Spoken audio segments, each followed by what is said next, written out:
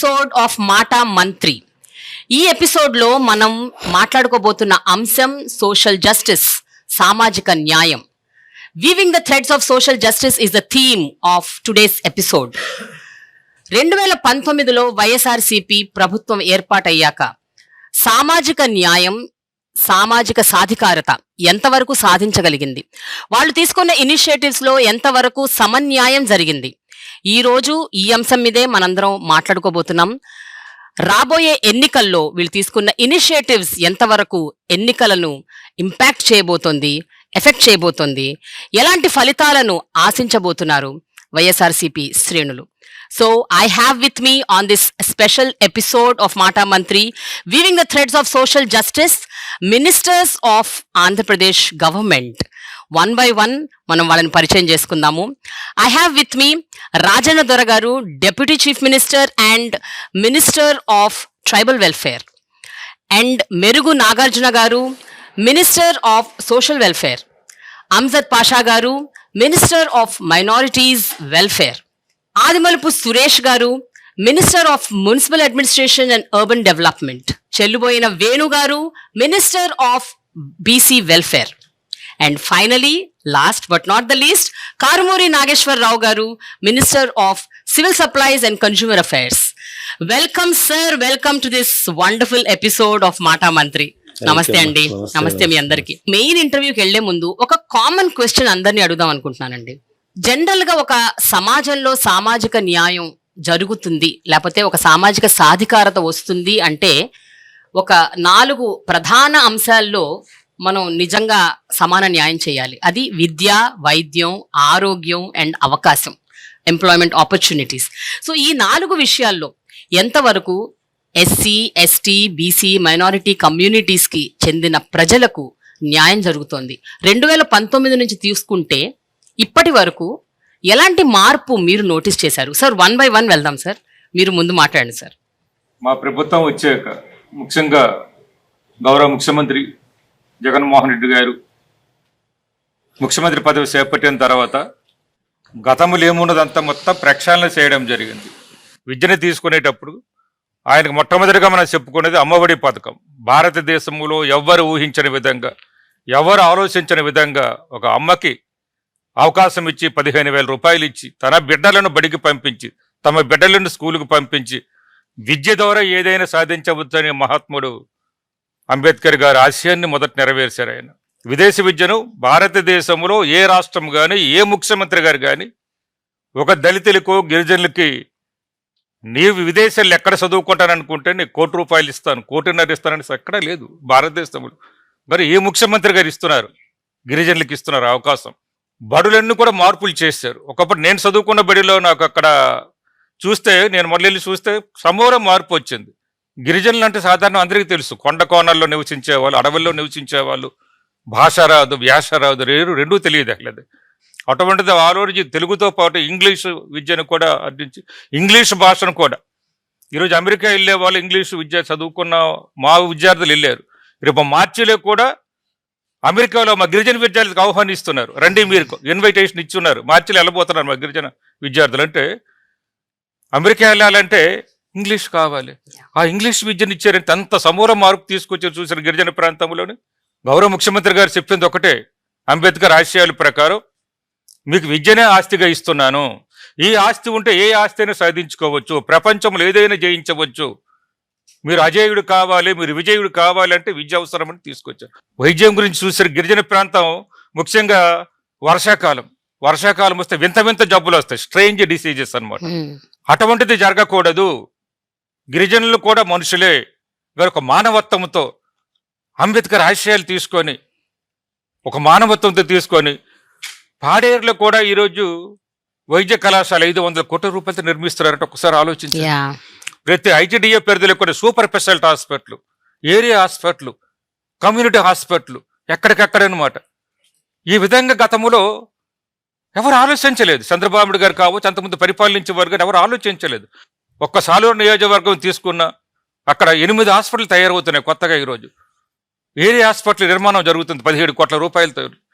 ఒకప్పుడు డాక్టర్ల కోరు, ఈరోజు 22 మంది డాక్టర్లతో పనిచేస్తున్నారు. అంటే ఒక నియోజకవర్గం గురించి నేను ఉదాహరణ చెప్తాను. అక్కడ ఉన్న చిన్న పిల్లలకు కూడా మనకు Yeah. మనం చూస్తే రక్తం ఉండదు అట్లేదు, ఎనీమియాతో బాధపడతారు. అటువంటి వాళ్ళకి మంచి పోషక విలువలు ఇస్తున్నారు. గర్భిణీ స్త్రీలు, గిరిజన స్త్రీలకు మంచి పోషక విలువ ఇస్తున్నారు. బాలింతలకు పోషక విలువ ఇస్తారు. ఆరోగ్యానికి ప్రాధాన్యత ఇస్తున్నారు అనమాట. అలాగే చదువుకున్న వాళ్ళకి కూడా ఉద్యోగాల్లోనైతేనే, ఉపాధిలో అయితేనే అవకాశాలు కలుగు చేస్తున్నారు గిరిజన ప్రాంతంలో. గతంలో ఇవి లేవు. ఇవి ఉంటే ఎప్పుడో బాగుపడి ఉండేవాళ్ళం. అసలు ఇది గతంలో గిరిజనులకు ఏ విధంగా ఉప ముఖ్యమంత్రి పదవి గురించి నేను ఇప్పుడు చెప్పుకోవడం కాదు, మంత్రి పదవి గురించే మీరు ఆలోచించుంటారు. గత ప్రభుత్వంలో ఏం జరిగిందో, చంద్రబాబు నాయుడు ప్రభుత్వంలో మంత్రి పదవి ఇవ్వడానికే ఇది వచ్చింది. ఎన్నికల ముందు కేవలం నేను ఒక మంత్రిని ఇస్తున్నాను, 6 నెలల ముందు మాత్రం ఒక మంత్రిని, అది కూడా ఎమ్మెల్యే కానీ ఒక గిరిజన కుర్రాన్ని తీసుకొచ్చి ఇదిగో మీకు మంత్రిని చూపించారు. ఇది చాలా అప్రిషియేట్ చేయాల్సిన విషయం.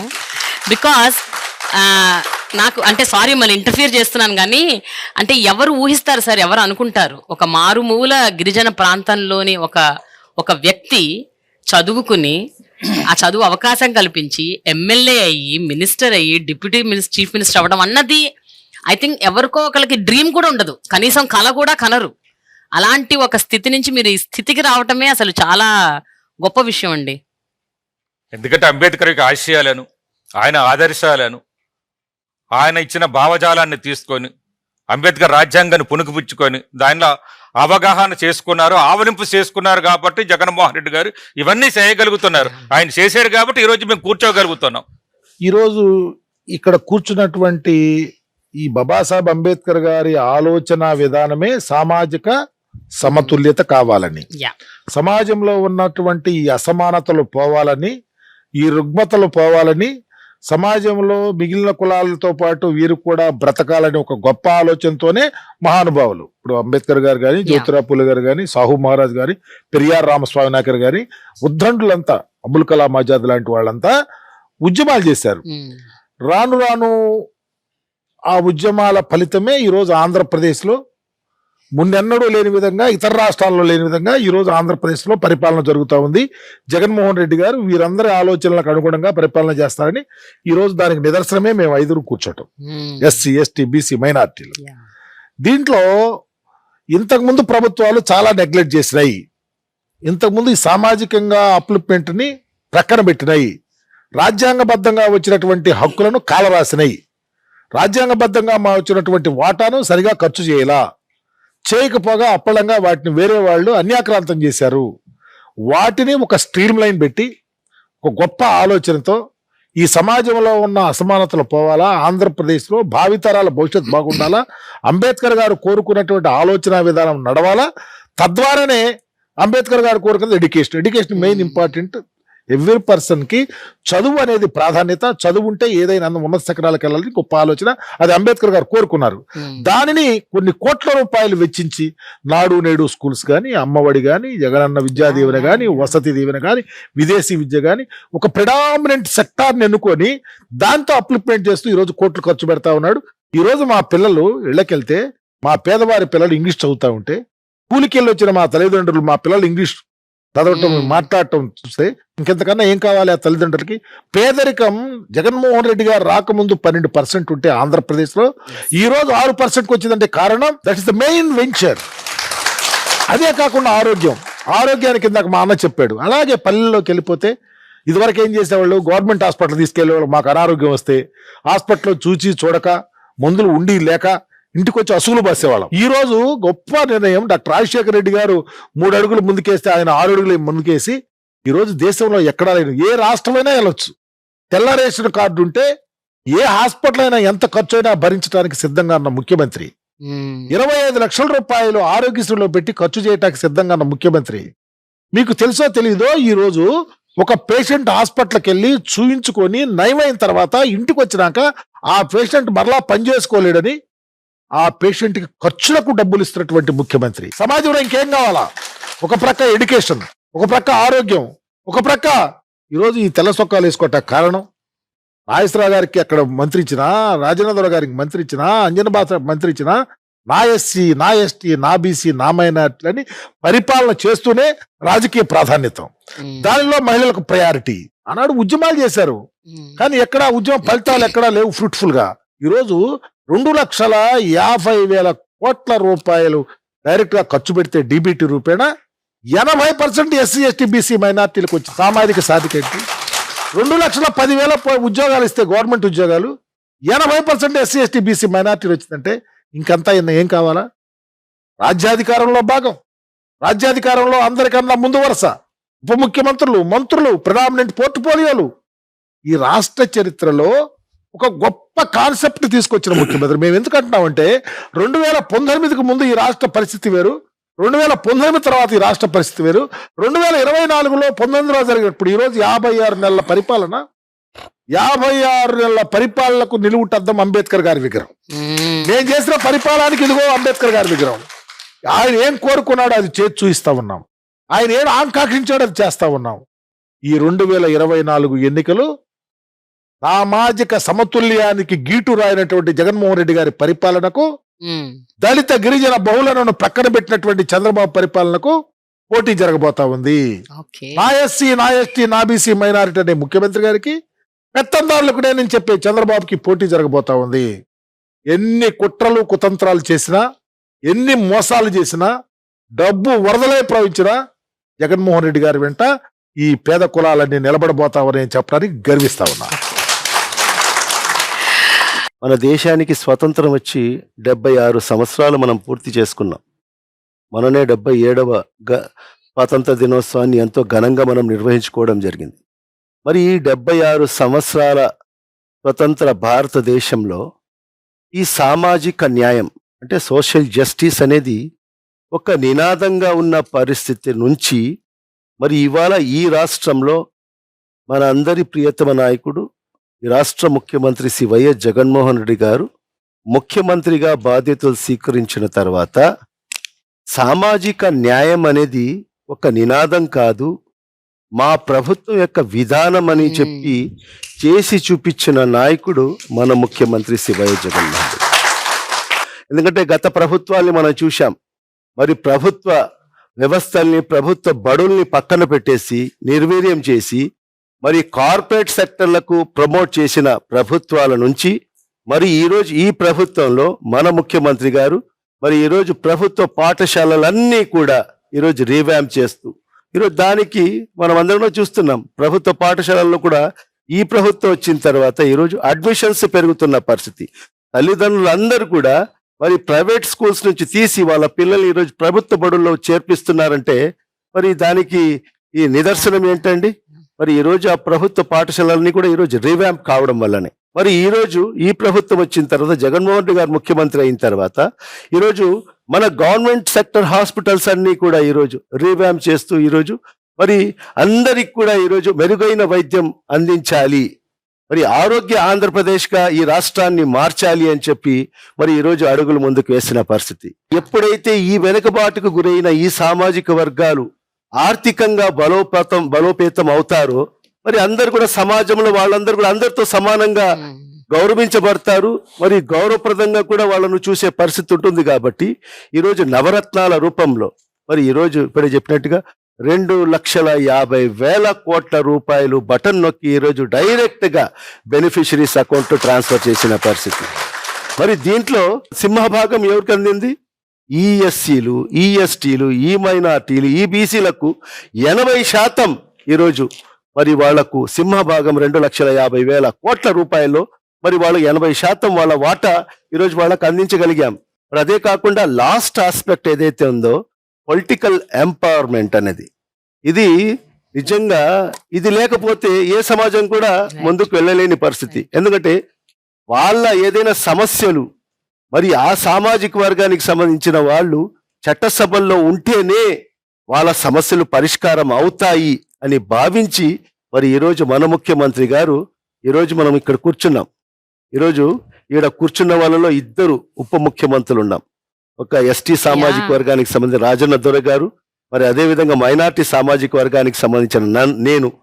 మరి ఎప్పుడైనా మనం కలలన్నా ఊహించామా ఒక ఎస్టీకి సామాజిక వర్గానికి సంబంధించిన వ్యక్తి ఉప ముఖ్యమంత్రిగా రాష్ట్రానికి ఉంటాడని, ఒక మైనార్టీ సామాజిక వర్గానికి సంబంధించిన వ్యక్తి ఒక ఉప ముఖ్యమంత్రి అవుతాడని, ఒక బీసీ సామాజిక వర్గానికి సంబంధించిన వ్యక్తి ఉప ముఖ్యమంత్రి అవుతాడని, ఒక ఎస్సీ సామాజిక వర్గానికి సంబంధించిన వ్యక్తి ఉప ముఖ్యమంత్రి అవుతాడని ఎవరన్నా భావించారా? మరి ఈ రోజు అడుగులు పడ్డ ఈ ప్రభుత్వంలో ఖచ్చితంగా రాబో రోజుల్లో దీని ఫలితాలు మనకు ఓకే. అందరికి కూడా మనకు అందుతాయని చెప్పి కూడా మేమైతే పూర్తిగా ఆశిస్తున్నాము. ఓకే. మరి ఈ సందర్భంలో ప్రజలందరూ కూడా ఖచ్చితంగా మరి ఏదైతే మన ముఖ్యమంత్రి గారు తీసుకుంటున్న నిర్ణయాలు అయితే ఏమి మరి అవన్నీ కూడా వాళ్ళందరూ కూడా స్వాగతిస్తున్నారు. కాబట్టి ఖచ్చితంగా మరి ఈ ప్రభుత్వం మరొకసారి అధికారంలోకి రావాలి, జగన్మోహన్ రెడ్డి గారే మళ్ళా ఈ రాష్ట్రానికి ముఖ్యమంత్రి కావాలని చెప్పి ఈ సామాజిక వర్గాలన్నీ కూడా మరి ఈ రోజు కోరుకుంటున్న పరిస్థితులు మనం అందరూ కూడా గమనిస్తున్నాం. ప్రేమ గారు, సామాజిక న్యాయం, సామాజిక సాధికారత ఇవన్నీ రాజకీయ పార్టీలు గతంలో ఉమ్. ఎన్నికలు వస్తున్నాయన్నప్పుడు చాలా చెప్తారు. అవును. ఈ పదాలు పదే పదే వాడుతూ ఉంటారు. ఈ బడుగు బలహీన వర్గాల వారు, దళిత వర్గాల వారిని కేవలం ఓటు బ్యాంకుగా మాత్రమే చూసే పరిస్థితి. ఏ విధంగా వారికి గాలం వేయాలి అనే పదాలు వాడుతూ, ఏ విధంగా కులాల సమీకరణ చేయాలి, ఏ విధంగా పొత్తులు పెట్టుకోవాలి, ఈ ఆలోచనతోటి గత పాలకులు పరిపాలన చేసినటువంటి so only for politics. Only అంటే ఆ పదం గతంలో ఏం అనేది- జరిగినా ఇవన్నీ పాలిటిక్స్ కోసమే చేశారు. అంతకుమించి ఒక నిబద్ధత, ఒక విశ్వసనీయత తోటి అవి అమలు చేయాలి, అమలు చేసి చూస్తేనే దాని ఫలాలు ప్రజలకు అందుతాయి. ముఖ్యంగా ఈ బడుగు బలహీన వర్గాల వారు, దళిత వర్గాల వారు, ఎస్సీ ఎస్టీ బీసీలు సమాజంలో ఆల్మోస్ట్ 5 కోట్ల పైజలకు ఉన్నటువంటి పాపులేషన్ లో 70% వారు ఉన్నారు. యా, కాబట్టి యా.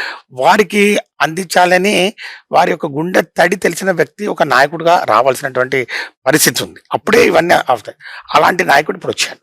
ఈ 4.5 సంవత్సరాల కాలంలో మన ప్రభుత్వం, మా ప్రభుత్వం, మనందరి ప్రభుత్వం విశ్వసనీయతతోటి, నిబద్ధతతోటి, జవాబుదారీతనంతో, అవినీతి రహితంగా చక్కటి పరిపాలన అందిస్తూ ప్రధానంగా వీటిని మరి సాకారం చేసి చూపించారు.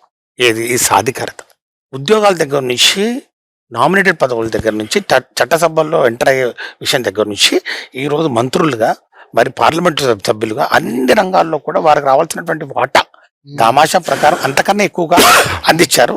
ఎన్ని కార్పొరేషన్ క్రియేట్ చేసిన ప్రతి కుల, అసలు బీసీల్లో ఎన్ని కులాలు ఉంటాయి ఎవరికైనా తెలుసా అంటే 130 పైచీలకు ఉపకులాలు ఉంటే వాటన్నిటిని జోడించి వారికి ఆర్థిక స్వావలంబన, సాధికారత కల్పించాలని 50 పైచీలకు కార్పొరేషన్లు ఏర్పాటు చేశారు. ఎస్సీలో ఉన్నటువంటి ప్రధానమైనటువంటి మాల, మాదిగ, రెల్లి కులాలకు వారికి ఆర్థికంగా వారికి వెసులుబాటు కల్పించాలంటే వారి సమస్యలు తెలిసినటువంటి వ్యక్తులు అక్కడ ఉంటే వారికి న్యాయం జరుగుతుంది. అదే సాధికారత, ఆర్థిక స్వావలంబన, సాధికారత అంటే.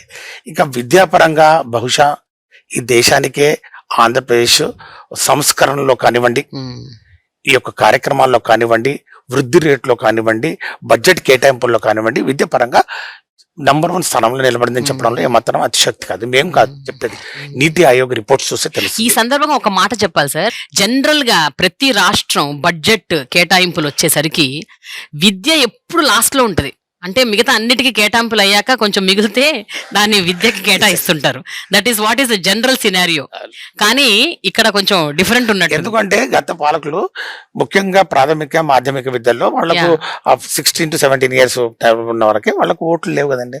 కాబట్టి ఓట్లు లేవు కాబట్టి వాళ్ళకి చేసిన ఉపయోగం లేదు కాబట్టి ఒక ఆలోచన. కానీ వాళ్ళ తల్లిదండ్రులు ఓట్లేస్తారు కదండి. అది మర్చిపోయారు వాళ్ళు, అది మర్చిపోయారు. కానీ జగనన్న యొక్క ఆలోచన విధానం ఏంటంటే పేదరికం విద్యకు అడ్డు కాకూడదు. ఇది ఫిలాసఫీ, మా ప్రభుత్వం యొక్క ఫిలాసఫీ. పేదరికం విద్యకు అడ్డు కాకూడదు. జగనన్న ఇంకొక 2 స్టెప్పులు ముందుకెళ్ళి ఈ విద్య మీద పెట్టే ఖర్చు అది భావి తరాల యొక్క భవిష్యత్తుకు పెట్టుబడి. రెండో అంశం, ముఖ్యంగా భవిష్యత్తు తరాలకు నేను ఇచ్చే ఆస్తి విద్య మాత్రమే అనే ఒక కాన్సెప్ట్. ఇది బేసిక్ కాన్సెప్ట్. ఇది సాధికారత కాదా అని చెప్పి నేను అడుగుతాను. ముఖ్యమంత్రి గారి ఒక చరిత్రాత్మకమైనటువంటి ఒక ఉపన్యాసం నిన్న బాబాసాహెబ్ బిఆర్ అంబేద్కర్ గారి మహాప్రతిమ ఆయన అమృత హస్తాల మీదుగా ప్రారంభిస్తున్న సమయంలో ఆయన ఇచ్చినటువంటి ఒక స్పీచ్ నిజంగా అందరికీ ఒక మోటివేషన్. ఎందుకంటే ఈ అంటరానితనం కోసం ఎవరైతే బాబాసాహెబ్ బిఆర్ అంబేద్కర్ గారు పోరాటం చేశారో ఈ రోజు కూడా కొన్ని పార్టీలు, ఈ యొక్క పెత్తందారులు వాళ్ళ యొక్క ఆలోచన విధానంలో అంటరానితనం ఉంది.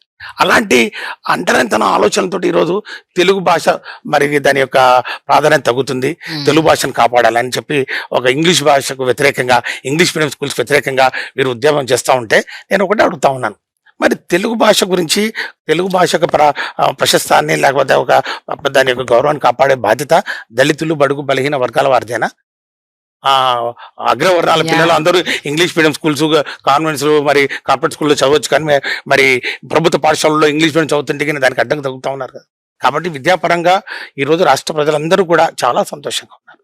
వైద్య పరంగా కూడా సాధికారత అంటే ఏంటంటే ఈ డోర్ స్టెప్స్ కు వైద్యం అందించడం జరుగుతుంది. ఈ రోజు ఫ్యామిలీ డాక్టర్ కాన్సెప్ట్ బహుశా దేశంలో ఎక్కడా లేదు. ఫ్యామిలీ డాక్టర్ మనం కానీ ఫ్యామిలీ డాక్టర్ ఉండాలంటే ఉన్నత వర్గాల వారు, వాళ్ళ ఇంట్లో ఎవరికి ఏ జబ్బు వస్తుంది, ఎవరికి ఏది హెరిడిటరీ ప్రాబ్లమ్స్ ఏమున్నాయి, లేకపోతే వాళ్ళ ఇంట్లో ఏది తరచుగా వచ్చే వ్యాధులు ఏంటి, ఇవన్నీ ఒక ఫ్యామిలీ డాక్టర్ పెట్టుకుంటున్న ఒక పెద్ద ఒక గొప్ప వాళ్ళకి వచ్చినటువంటి కాన్సెప్ట్ వాళ్ళకున్న ఒక వ్యవస్థ అది. ఆ ఫ్యామిలీ డాక్టర్ని ఈరోజు ప్రతి ఒక్కరికి ఎందుకంటే అందిస్తూ ఉన్నారు. ఎందుకంటే ప్రాణం విలువ ఎవరిదైనా ఒకటే, పేదవాడి ప్రాణమైనా ధనికుడైనా కానీ అంబానీ గారికైనా ఎవరిదైనా కానీ ప్రాణం విలువ ఒకటే, అది విలువ కట్టలేంది. కాబట్టి ఆ ప్రాణం విలువ తెలిసిన వ్యక్తిగా దివంగత నేత రాజశేఖర రెడ్డి గారు డాక్టర్గా ఆయన ప్రవేశపెట్టినటువంటి పథకాలన్నీ ముందుకు తీసుకొస్తూ ఈరోజు అందరికీ అందుబాటులోకి ఈ యొక్క వైద్యాన్ని అందించడం జరిగింది. ఉదాహరణకు మారుమూల మరి ప్రాంతమైనటువంటి పశ్చిమ ప్రకాశం, అక్కడ చెంచులు ఎక్కువ ఉంటారు. ఆ ప్రాంతాల్లో ఒక మల్టీ స్పెషాలిటీ హాస్పిటల్ నిర్మించడం జరిగింది. ఆ ప్రాంతంలో డాక్టర్ల కొరత ఉంది, డాక్టర్లు రారు.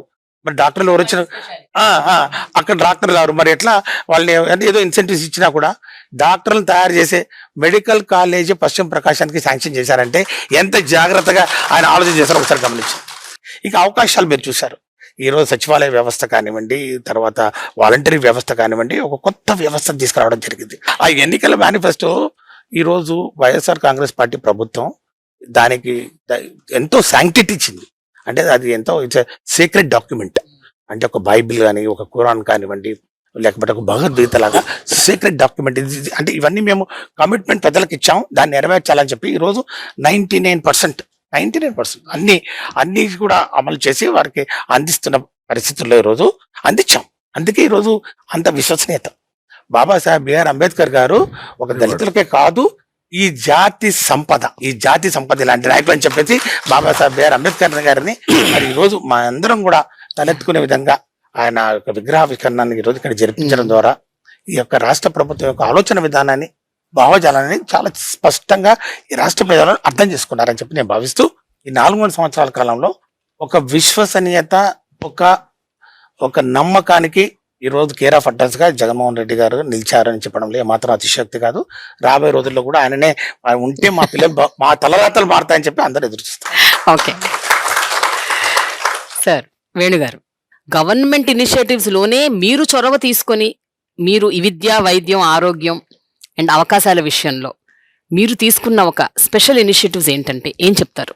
ఈ అసమానతలు తొలగాలంటే ఏ విధమైనటువంటి పాలన సాగాలి, సాగించే వారు వచ్చిన రోజు దీనికి వచ్చేటువంటి పరిమళం అంటే సుగంధం ఎంత గొప్పగా ఉంటుంది అని ఆనాడు బాబాసాహెబ్ అంబేద్కర్ గారు ఆలోచించారో ఆ పరిమళం ఈ రోజు ముఖ్యమంత్రిగా జగన్మోహన్ రెడ్డి గారు ఈ ఆంధ్రప్రదేశ్ రాష్ట్రానికే కాదు భారతదేశానికి పంచబోతున్నాడు అంటానికి సాక్షిభూతమే ఆయన యొక్క విగ్రహావిష్కరణ అనేటువంటిది నాకున్నటువంటి నమ్మకం. ఈ దేశంలో కేంద్రం నుంచి 1 లక్ష రూపాయలు మనం గ్రామానికి పంపిస్తే 15 రూపాయలే చేరుతుంది. భారతదేశం గ్రామీణ భారతంలో ఈ అభివృద్ధి జరగలేదనంటే కారణం ఏమిటి అన్నప్పుడు నిస్సహాయతను వ్యక్తం చేసినటువంటి రాజీవ్ గాంధీకి డీబీటీ అని ఒక వరం ఇచ్చి, డీబీటీ డైరెక్ట్ బెనిఫిషరీ ట్రాన్స్ఫర్ అనేటువంటి ఒక గొప్ప మహత్తరమైన ఆలోచన చేసి బాబాసాహెబ్కి నిజమైన నివాళులర్పించాడు ఈరోజు జగన్మోహన్ రెడ్డి గారని చెప్పడానికి నేను గర్వపడుతూ ఉన్నాను. మీరు ఇప్పుడు నన్ను ఒక ప్రశ్న వేశారు, బీసీ సంక్షేమ మంత్రిగా మీరు పొందిన అనుభూతి ఏమిటి అని. నేను చాలా గర్వపడతా ఉన్నాను. ధనవంతులకు భూమి ఉంది, ధనవంతులకు ధనం ఉంది, ధనవంతులకు విద్య పట్ల అవగాహన ఉంది. వారి బిడ్డలను తీసుకెళ్లి పట్టణాల్లో ఇంజనీర్లు, డాక్టర్లు లేకపోతే చదివించుకున్నారు. ఈ పేదవాడికి ఉంది ఆశ, ఈ పేద తల్లికి ఉంది ఆశ, ఈ పేద తండ్రికి ఉంది ఆశ. అది తీరకపోవడానికి కారణం డబ్బు. వాడికి తండ్రిని అవుతాను, తల్లిని అవుతానని చెప్పినటువంటి నాయకుడు స్వర్గీయ రాజశేఖర రెడ్డి గారు. ఆయన ప్రారంభించినటువంటి ఫీజు రియంబర్స్మెంట్ ద్వారా, పూర్తి ఫీజు చెల్లించడం ద్వారా ఇంజనీర్లు అయ్యారు, డాక్టర్లు అయ్యారు, విదేశాలకు వెళ్ళగలిగారు. చంద్రబాబు నాయుడు 14లో అధికారంలోకి వస్తే ఆ ఫీజు రియంబర్స్మెంట్ 35,000కి స్లాబ్ చేసేసాడు. ఆ కులపోళ్ల కాలేజీలు ఏవైతే ఉన్నాయో, శ్రీ చైతన్య, నారాయణ, ఇటువంటి కాలేజీలు ఫీజులు ఇష్టానుసారంగా పెంచేస్తే ఈ పేదవాడు మళ్ళీ పెద్దవాడి దగ్గర, పెత్తందారి దగ్గర బానిసగా మార్చేసినటువంటి పరిస్థితులు ఉన్నాయి. అందుకే వచ్చాడు జగన్మోహనుడు, తాను పెంచినటువంటి ఫీజులను రెగ్యులేట్ చేసి ఈవేళ పేదవాడికి చిన్ననాటి నుంచి విద్యను అందించేటువంటి ఒక గొప్ప ప్రక్రియ ఈ రాష్ట్రంలో ఇది నిజమైనటువంటి నివాళి బాబాసాహెబ్ అంబేద్కర్ గారికి అనేటువంటిది నాకున్నటువంటి భావన. ఈ సమాజంలో బాబాసాహెబ్ అంబేద్కర్ గారి ఆలోచన విధానం, అసమానతలు తొలగాలి, వాళ్ళు కూడా రాజ్యాధికారంలో రావాలి. అందుకే కదా ఇవాళ రాజ్యసభలు వస్తే 4 రాజ్యసభలు, ఎక్కడ చెట్లెక్కే కాళ్ళు పార్లమెంటు మెట్లెక్కుతున్నాయి, వలేసే కాళ్ళు పార్లమెంటు మెట్లెక్కుతున్నాయి, కంబలేసుకున్న వాళ్ళు పార్లమెంటు మెట్లెక్కుతున్నాయి. మా వాణిని వినిపిస్తా ఉన్నారు. కులగణన జరగాలని ఈ బీసీ వర్గాలు అనేక సంవత్సరాలుగా ఉద్యమాలు, అనేక సంవత్సరాలుగా హర్తాళ్ళు, అనేక సంవత్సరాలుగా రిప్రజెంటేషన్స్ ఇస్తున్నారు. ఒక్క మాట అడిగాను, అన్నా బీసీల ఆకాంక్ష, ఎస్సీల ఆకాంక్ష, ఎస్టీల ఆకాంక్ష, ఈ రాష్ట్రంలో ఉన్నటువంటి జనాభా యొక్క ఆకాంక్ష కులగణన అని చెప్పినప్పుడు మారు మాట్లాడకుండా నా వాళ్ళు కోరుకున్నది నేను చేయనా అని చేయగల సత్తా ఉన్న నాయకుడు నిన్ననే బాబాసాహెబ్ అంబేద్కర్ గారి విగ్రహావిష్కరణ రోజునే కులగణన జరిపించడం అంటే ఆయనకి మణిహారాన్ని వేస్తున్నాడు ఈ కులాల యొక్క ఆశలు తీర్చడం ద్వారా అనేటువంటిది నాకున్న ప్రత్యేక ఆలోచన. ఇది కదా ఒక గొప్ప పాలకుడు.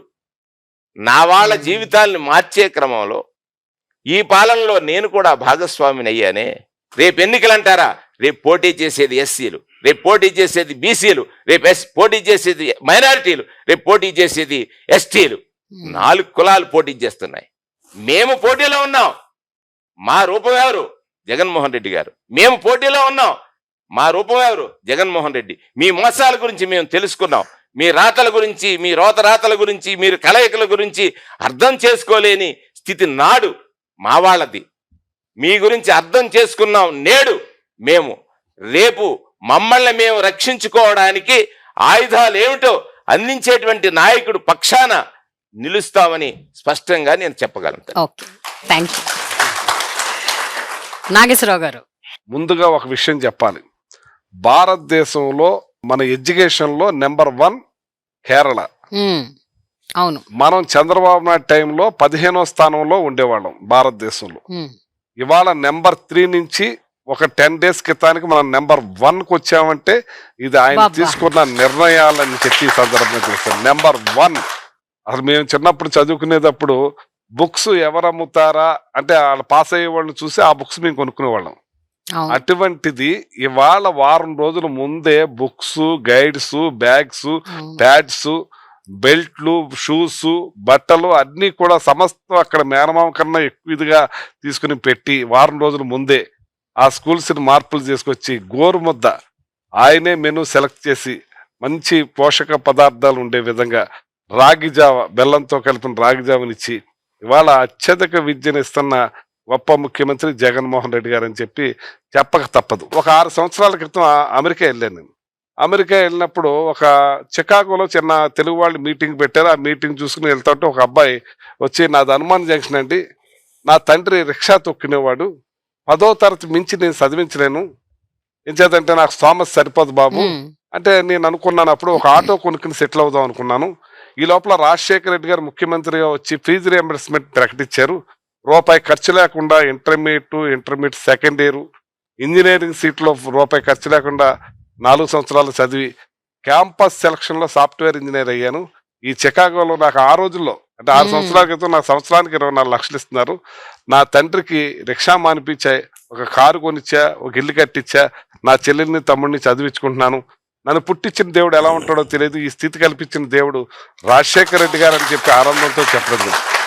తండ్రిని మించిన తనయుడిగా ఇంకా 4 అడుగులు ముందుకేసి ఇవాళ అమ్మఒడిని తీసుకొచ్చి ఈ స్కూల్స్ ని మార్చి ఇంతమంది విద్యావేత్తల్ని 15వ స్థానంలో ఉన్న దాన్ని నెంబర్ 1లో తీసుకొచ్చిన మహానుభావుడు జగన్మోహన్ రెడ్డి గారు అని చెప్పి సందర్భంగా తెలియజేస్తున్నాను.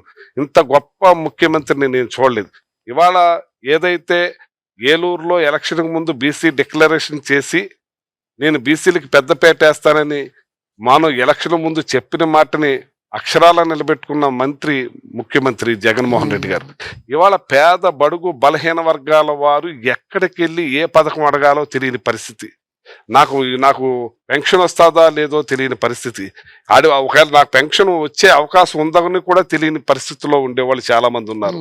వాళ్ళ పిల్లలకి అమ్మఒడి వస్తుందో లేదో తెలియని పరిస్థితుల్లో చాలా మంది ఉన్నారు. స్కూల్లో చేర్పించాలా లేదని చాలా మంది ఉన్నారు. వాళ్ళందరికీ వాలంటరీ వ్యవస్థను తీసుకొచ్చి ప్రతి ఇంటికి పంపించి నీకు 60 ఏళ్ళు వచ్చినాయి, నీకు పెన్షన్ రాస్తున్నాం, నీ పిల్లల్ని చదివించండి, అమ్మఒడి ఉంది, నీకు ఈ రకంగా ఉంది, నీకు ఈ రకంగా ఉంది, నీ ఈ రకంగా వచ్చిందని వాళ్ళ ఇంటికి వెళ్ళి రాసి వాళ్ళ గడప దాటి ఎవరిని యాచించకుండా ప్రతి ఒక్కటి ఇంటికి చేరుతున్నది భారతదేశ చరిత్రలో ఏ ఒక్కరికి సాధ్యం కానిది ఒక్క జగన్మోహన్ రెడ్డి గారికే సాధ్యమైందని చెప్పి ఈ సందర్భంగా తెలియజేస్తున్నాను. మా జగన్ బాబు పెద్దవాళ్ళకి మనవడయ్యాడు, తర్వాత వాళ్ళకి కొడుకు అయ్యాడు, తర్వాత వాళ్ళకి తమ్ముడయ్యాడు, తర్వాత వాళ్ళకి అన్నయ్యాడు, పిల్లలకు మామయ్యాడు. ఈ రోజున మాకు ఆ పరిస్థితి లేదు. మా చేతి నిండా డబ్బులు ఉన్నాయి, మేము శుభ్రంగా ఆడికే మేము తిరిగి అప్పిచ్చే పరిస్థితికి మా బిడ్డ తీసుకొచ్చాడని చెప్పి ఆనందంతో చెప్తాం జరుగుతుంది. ఇవాళ ఇంకో విషయం చెప్తున్నాను మీకు.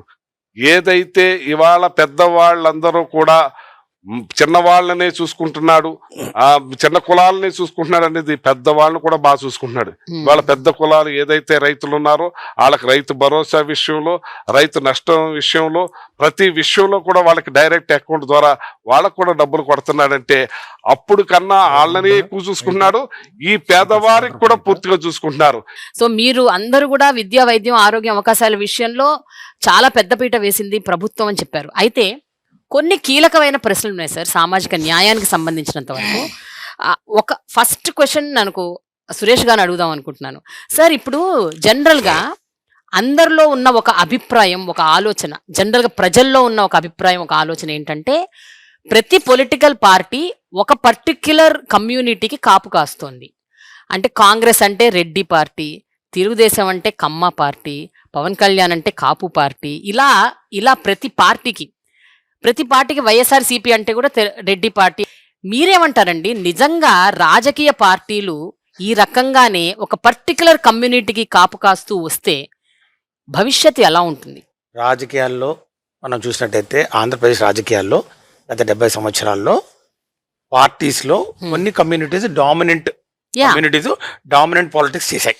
మీరు అన్నట్లు రెండు ప్రధానమైన సామాజిక వర్గాలు, కమ్మ సామాజిక వర్గం, రెడ్డి సామాజిక వర్గం, ఏ పార్టీలు ఉన్నా కూడా వాళ్ళే ప్రాతినిధ్యం వహించి వారే నాయకత్వం వహించినటువంటి పరిస్థితి మనం చూసాం.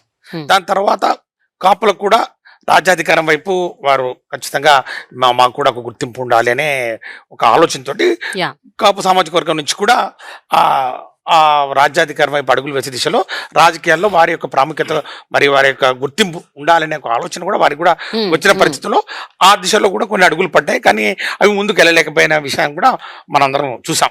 ఇది ప్రజారాజ్యం పార్టీ కానివ్వండి, లేకపోతే జనసేన పార్టీ కానివ్వండి, ఇంకో పార్టీ కానివ్వండి. సో ఇప్పుడు ఈ ప్రధానంగా ఈ 3 కమ్యూనిటీస్ డామినెంట్ గా పాలిటిక్స్ లో వస్తా ఉన్నాయి. మీరన్నట్టుగా వైఎస్ఆర్ కాంగ్రెస్ పార్టీ, ఎందుకంటే మా నాయకుడు ఆ కమ్యూనిటీకి ప్రాతినిధ్యం వస్తున్నారు కాబట్టి ఖచ్చితంగా వాళ్ళ ఇన్ఫ్లుయెన్స్ ఉంటుందనే ఒక ఆలోచన ప్రతి ఒక్కరు చేస్తారు. వాస్తవాలు చూడాలి. వాస్తవాలంటే సామాజిక వర్గం నుంచి ఎంతమంది గెలిచారు, ఎంతమంది అభ్యర్థులు వేరే కులాలకు చెందిన వాళ్ళు ఉన్నారు, ఎంతమంది గెలిచారు, ఎంతమంది మంత్రి పదవిలో ఉన్నారు, డిఫరెంట్ కులాల వాళ్ళు అన్నది ఒక క్లారిటీ ఇస్తే జనాలకు కూడా అర్థమవుతుంది కదా. ముఖ్యమంత్రి గారి ఆలోచన విధానం ఏంటంటే సమాజంలో, సొసైటీలో 70% ఈ బీసీ, ఎస్సీ, ఎస్టీ మైనార్టీలు ఉన్నారు కాబట్టి సింహభాగం, ఇందాక డిప్యూటీ సీఎం గారు వాడిన పదం సింహభాగం వారు ఉన్నారు కాబట్టి అవకాశాలు కూడా అదే ప్రాతినిధ్యంలో రావాలి. గతంలో అట్లా జరగలేదు. గతంలో ఏ కమ్యూనిటీ ఉంటే అక్కడ దీనికి భిన్నంగా ఎవరైనా కానీ సమీకరణాలు చేయాలంటే, కూర్పు చేయాలంటే చాలా ధైర్యం కావాలి. 50 పైచిలకు సీట్లు రెడ్డి సామాజిక వర్గం నుంచి గెలిచినటువంటి వాస్తవాలు మనం చూస్తాం. ప్రాతినిధ్యం వస్తే ఎన్ని మినిస్టర్లు ఇచ్చారంటే వాళ్ళు చెప్పండి. ఉదాహరణకు నాదే తీసుకోండి, కేబినెట్ విషయానికి వద్దాం. 26 మందిలో పట్టుమని 4 కూడా లేరండి ఎస్సీ సామాజిక వర్గానికి. నాదే తీసుకోండి ఉదాహరణ, ప్రకాశం జిల్లాలో senior most MLA, senior most మంత్రి బాలినేని శ్రీనివాసరెడ్డి గారు 6 సార్లు గెలిచారు. నేను 3 సార్లు గెలిచాను. నాకన్నా అన్నిట్లో సీనియర్, తర్వాత ఆయనకు ఎక్స్పీరియన్స్ వైజ్ కూడా ఆయనకు ప్రాతినిధ్యం ఇవ్వాలి. కానీ జగన్మోహన్ రెడ్డి గారి పిలుపు మేరకు బడుగు బలహీన వర్గాల వారికి, దళిత వర్గాలకి అవకాశాలు ఇవ్వాలి. మీరు అగ్రవర్ణాలు, ఇది మన పార్టీ కాబట్టి మనం అవకాశాలు ఇవ్వాలి. మనం 2 అడుగులు వెనక్కి తగ్గాలి. 2 అడుగులు వెనక్కి వేస్తే వాళ్ళు 2 అడుగులు ముందుకేస్తారని చెప్పి చేసి చూపించిన వ్యక్తి నాతో కాదు, నేను జగన్మోహన్ రెడ్డి గారు ఈరోజు అని చెప్పి నేను చెప్తాను. కులం అని చెప్పి వాళ్ళు ఎన్ని మరి రంగు పులిమినా కూడా, ఎన్ని విమర్శలు యా. చేసినా కూడా వాస్తవాలు మేము చూసినట్టయితే ఈరోజు మేము రాజ్యసభ కూడా రేపు మరి ఒక దళితుని ప్రాతినిధ్యానికి కూడా ఈరోజు అడుగులు పడుతున్నాయని చెప్పి చెప్పడంలో నిజంగా మేమందరం గర్వపడుతున్నాం. అది జగన్మోహన్ రెడ్డి గారికి ఉన్నటువంటి దమ్ము, ధైర్యం. ఓకే. నాగార్జున గారు మీరు చెప్పండి.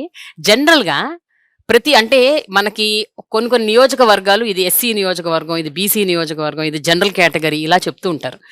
సరే, ఎప్పుడైతే ఒక ఎస్సీ కమ్యూనిటీకి చెందిన ఒక వ్యక్తి ఒక జనరల్ కేటగిరీ నుంచి పోటీ చేస్తారో అప్పుడే నిజమైన సాధికారత అని నేను అనుకుంటాను. మీరేమనుకుంటారు? 2024 ఎలక్షన్స్ లో అలాంటి నిర్ణయాలు ఏమైనా తీసుకోగలుగుతారు? It is a revolutionary decision. అది అంటే ఇప్పటివరకు మీరు అన్నారు జగన్మోహన్ రెడ్డి గారు ఎన్నో విప్లవాత్మకమైన నిర్ణయాలు తీసుకున్నారని. ఇలాంటి నిర్ణయం కూడా ఏమన్నా జరిగే అవకాశం ఉంటుందా? సమాజంలో ఉన్నటువంటి కులాల యొక్క ప్రాధాన్యతను పెంచాలనే ఆలోచన, వారికి అవకాశాలు కల్పించాలనే ఒక భావన ప్రభుత్వాలకు రావాలి, నాయకులకు రావాలి. Yeah. ఈరోజు ఆంధ్రప్రదేశ్ రాజకీయాల్లో 2024 ఎన్నికలకు వచ్చేటప్పటికి మీరు చూస్తారు ఖచ్చితంగా ఎవరు ఇంతకాలం నుంచి ఆ ప్రాంతంలో పోటీ చేశారు, ఇప్పుడు ఎవరు పోటీ చేయబోతా ఉన్నారు, ఏ నియోజకవర్గాల్లో పెను మార్పులు ఎలా వస్తా ఉన్నాయి, అటన్నిటినీ బేరీజ్ వేసుకునే రాజకీయాలు నడుస్తూ ఉన్నాయి. మా నాయకుడు మొదటి నుంచి పేద కులాల యొక్క స్థితిగతులు మార్చాలనే ఆ తపనే అంబేద్కర్ గారి భావజాలమే. ఆ కోణంలోనే ఎక్కడ ఎస్సీలకు, బీసీలకు, మైనారిటీలకు ప్రాధాన్యత ఇవ్వాలో ఈరోజు రేపు ఎన్నికలు రాబోతా ఉన్నాయి. ఈరోజు మా సమన్వయకర్తలుగా చాలా చోట్ల పెట్టారు. ఇప్పటికే మైనారిటీస్ని ఓవర్ హెల్మింగ్గా పెంచారు, బీసీలను పెంచారు. అనాదిగా ఉద్దండులు పోటీ చేసిన ప్రాంతంలో కూడా బీసీలకు ప్రయారిటీ ఇస్తా ఉన్నారు. అప్లిప్మెంట్ ఆయన ఆలోచన అది. ఈరోజు ఎంతమందికి మంత్రులు ఇచ్చారంటే, ఆ మంత్రుల్లో కూడా ప్రెడామినెంట్ పోర్ట్ఫోలియోలు ఇచ్చారంటే ఇదివరకు ఎప్పుడు ఇవ్వాల. ఎస్సీలకు 1 2 ఇచ్చేవాళ్ళమ్మా, సోషల్ వెల్ఫేరు, ట్రైబల్ వెల్ఫేరు, అవి కూడా సగం కట్ చేసి వాళ్ళ సంబంధం. ఈరోజు బ్రహ్మాండం వంటి పోర్ట్ఫోలియోలు, ఎడ్యుకేషన్, హోమ్, ప్రతి అక్షరాన్ని మిళితం చేసుకుని పరిపాలన జరుగుతూ ఉంది. కాబట్టి మార్పు తథ్యం అనేది గమనించాలా. సో అలాగే మీరు అనుకున్నటువంటి హోప్ఫుల్ గా ఉన్నారా మీరు? అంటే ఇలాంటి ఒక మార్పు కూడా వస్తుంది భవిష్యత్తు వచ్చింది, ఇప్పటికే చేసి చూయిస్తా ఉన్నాడు, చేయబోతా ఉన్నాడు. ఇంకా మెరికల్స్ జరగబోతా ఉన్నాయి ఆంధ్రప్రదేశ్ లో. ఎక్కడ బాబాసాహెబ్ ఆలోచన విధానం, మేము నిన్నటి నుంచి ఈ రాష్ట్రంలో ఏం జరుగుతా ఉందో చాలా మార్పులు కూడా చోటు చేసుకున్నాయి. ఆంధ్రప్రదేశ్ లో జగన్మోహన్ రెడ్డి గారు ఏదైనా చేయగల సమర్థుడు. ఈ పేదల యొక్క నా ఎస్సీ, నా ఎస్టీ, నా బీసీ అని చెప్పి పరిపాలన చేస్తున్నాం. ముఖ్యమంత్రి ధైర్యంగా ఎవరు చెప్పలేరుగా. ఎవరైనా చెప్పారా? డబ్బులున్న వాళ్ళు ఏం చేస్తారు, వాళ్ళ ఓట్లు ఏ విధంగా కొంటారు, ఏ విధంగా భయపడే రాజకీయ నాయకుల రోజుల్లో జగన్మోహన్ రెడ్డి గారు తీసుకున్న లైను, ఆ లెంగ్త్ ఖచ్చితంగా మీరు చెప్పినటువంటి నియోజకవర్గాల్లో అనుకోనటువంటి ప్రాంతాల్లో అనుకోని చోట ఈ ఎస్సీ, ఎస్టీ, బీసీ మైనార్టీలు నిలబడిపోతా ఉన్నారు. Very good. వేణుగారు, కోనసీమని బిఆర్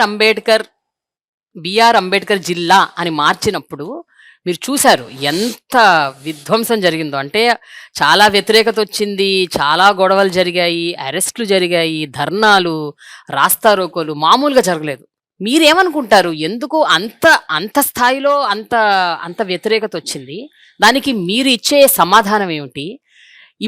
ఇప్పుడున్న పరిస్థితుల్లో ఆ కోనసీమకి ఆ పేరు ఉండటం అన్నది ఎంతవరకు అక్కడ ఆ ప్రాంతానికి ఒక గుర్తింపు, ఒక ఎలివేషన్ తీసుకొచ్చిందని మీరు అనుకుంటున్నారు? కోనసీమ ప్రాంతంలో భారతదేశంలోనే అత్యధికంగా బాబాసాహెబ్ అంబేద్కర్ విగ్రహాలు ఉన్నటువంటి ఒక ప్రాంతం ఉందంటే అది కోనసీమ. ప్రతి పేటలోనూ, ప్రతి గ్రామంలోనూ బాబాసాహెబ్ అంబేద్కర్ గారి విగ్రహాలు ఉంటాయి. సో అక్కడ సామాజిక వర్గంగా తీసుకున్నప్పుడు 3 ఎస్సీ సామాజిక వర్గానికి సంబంధించిన శాసనసభ్యులు ఉన్నారు, ఒక పార్లమెంట్ సభ్యురాలు ఉన్నారు. అంటే పార్లమెంటు ప్లస్ అత్యధిక జనాభా కలిగినటువంటి కోనసీమలో బాబాసాహెబ్ అంబేద్కర్ గారి పేరున కోనసీమ జిల్లాకి ఉంచాలనేటువంటి ఒక ప్రతిపాదన వచ్చినప్పుడు దురదృష్టం ఏమిటంటే అగ్రవర్ణ భావజాలం కొంతమందిని కలుపుకుని ఒక అలజడి సృష్టించడం ద్వారా ప్రభుత్వాన్ని కొంత డైవర్ట్ చేయాలనేటువంటి ఒక ప్రయత్నం చేశారు. పేదవాడు ఎప్పుడు బానిసగా బ్రతకాలనేటువంటి భావజాలం కలిగినటువంటి వ్యక్తులు, పేదవాడు స్వేచ్ఛగా బ్రతకాలి, పేదవాడు సమాజంలో అందరితో సమానమైనటువంటి అన్ని హక్కులతో జీవించాలనేటువంటి భావజాలం ఉన్నటువంటి వ్యక్తులకి తేడా. అమృతాన్ని సాధించాలనుకున్నప్పుడు సాగర మదనం జరిగినప్పుడు ఆలాహలం వస్తుంది. అలాగా ఒక ఆలాహలం లాగా వచ్చింది, వెళ్ళిపోయింది. దానికి సంబంధించిన అన్ని కేసులు కూడా ముఖ్యమంత్రి గారు పెద్ద మనసుతో తీసివేశారు.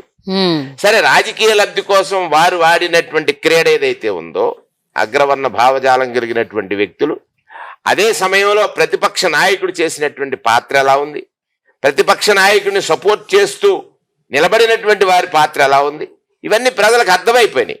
ఖచ్చితంగా రేపు జరిగేటువంటి ఎన్నికల్లో మా గురించి ఆలోచన చేస్తున్న నాయకుడి పట్ల అగ్రవర్ణ భావజాలం కలిగినటువంటి నాయకులు చేస్తున్నటువంటి కుట్రని అర్థం చేసుకున్నారు.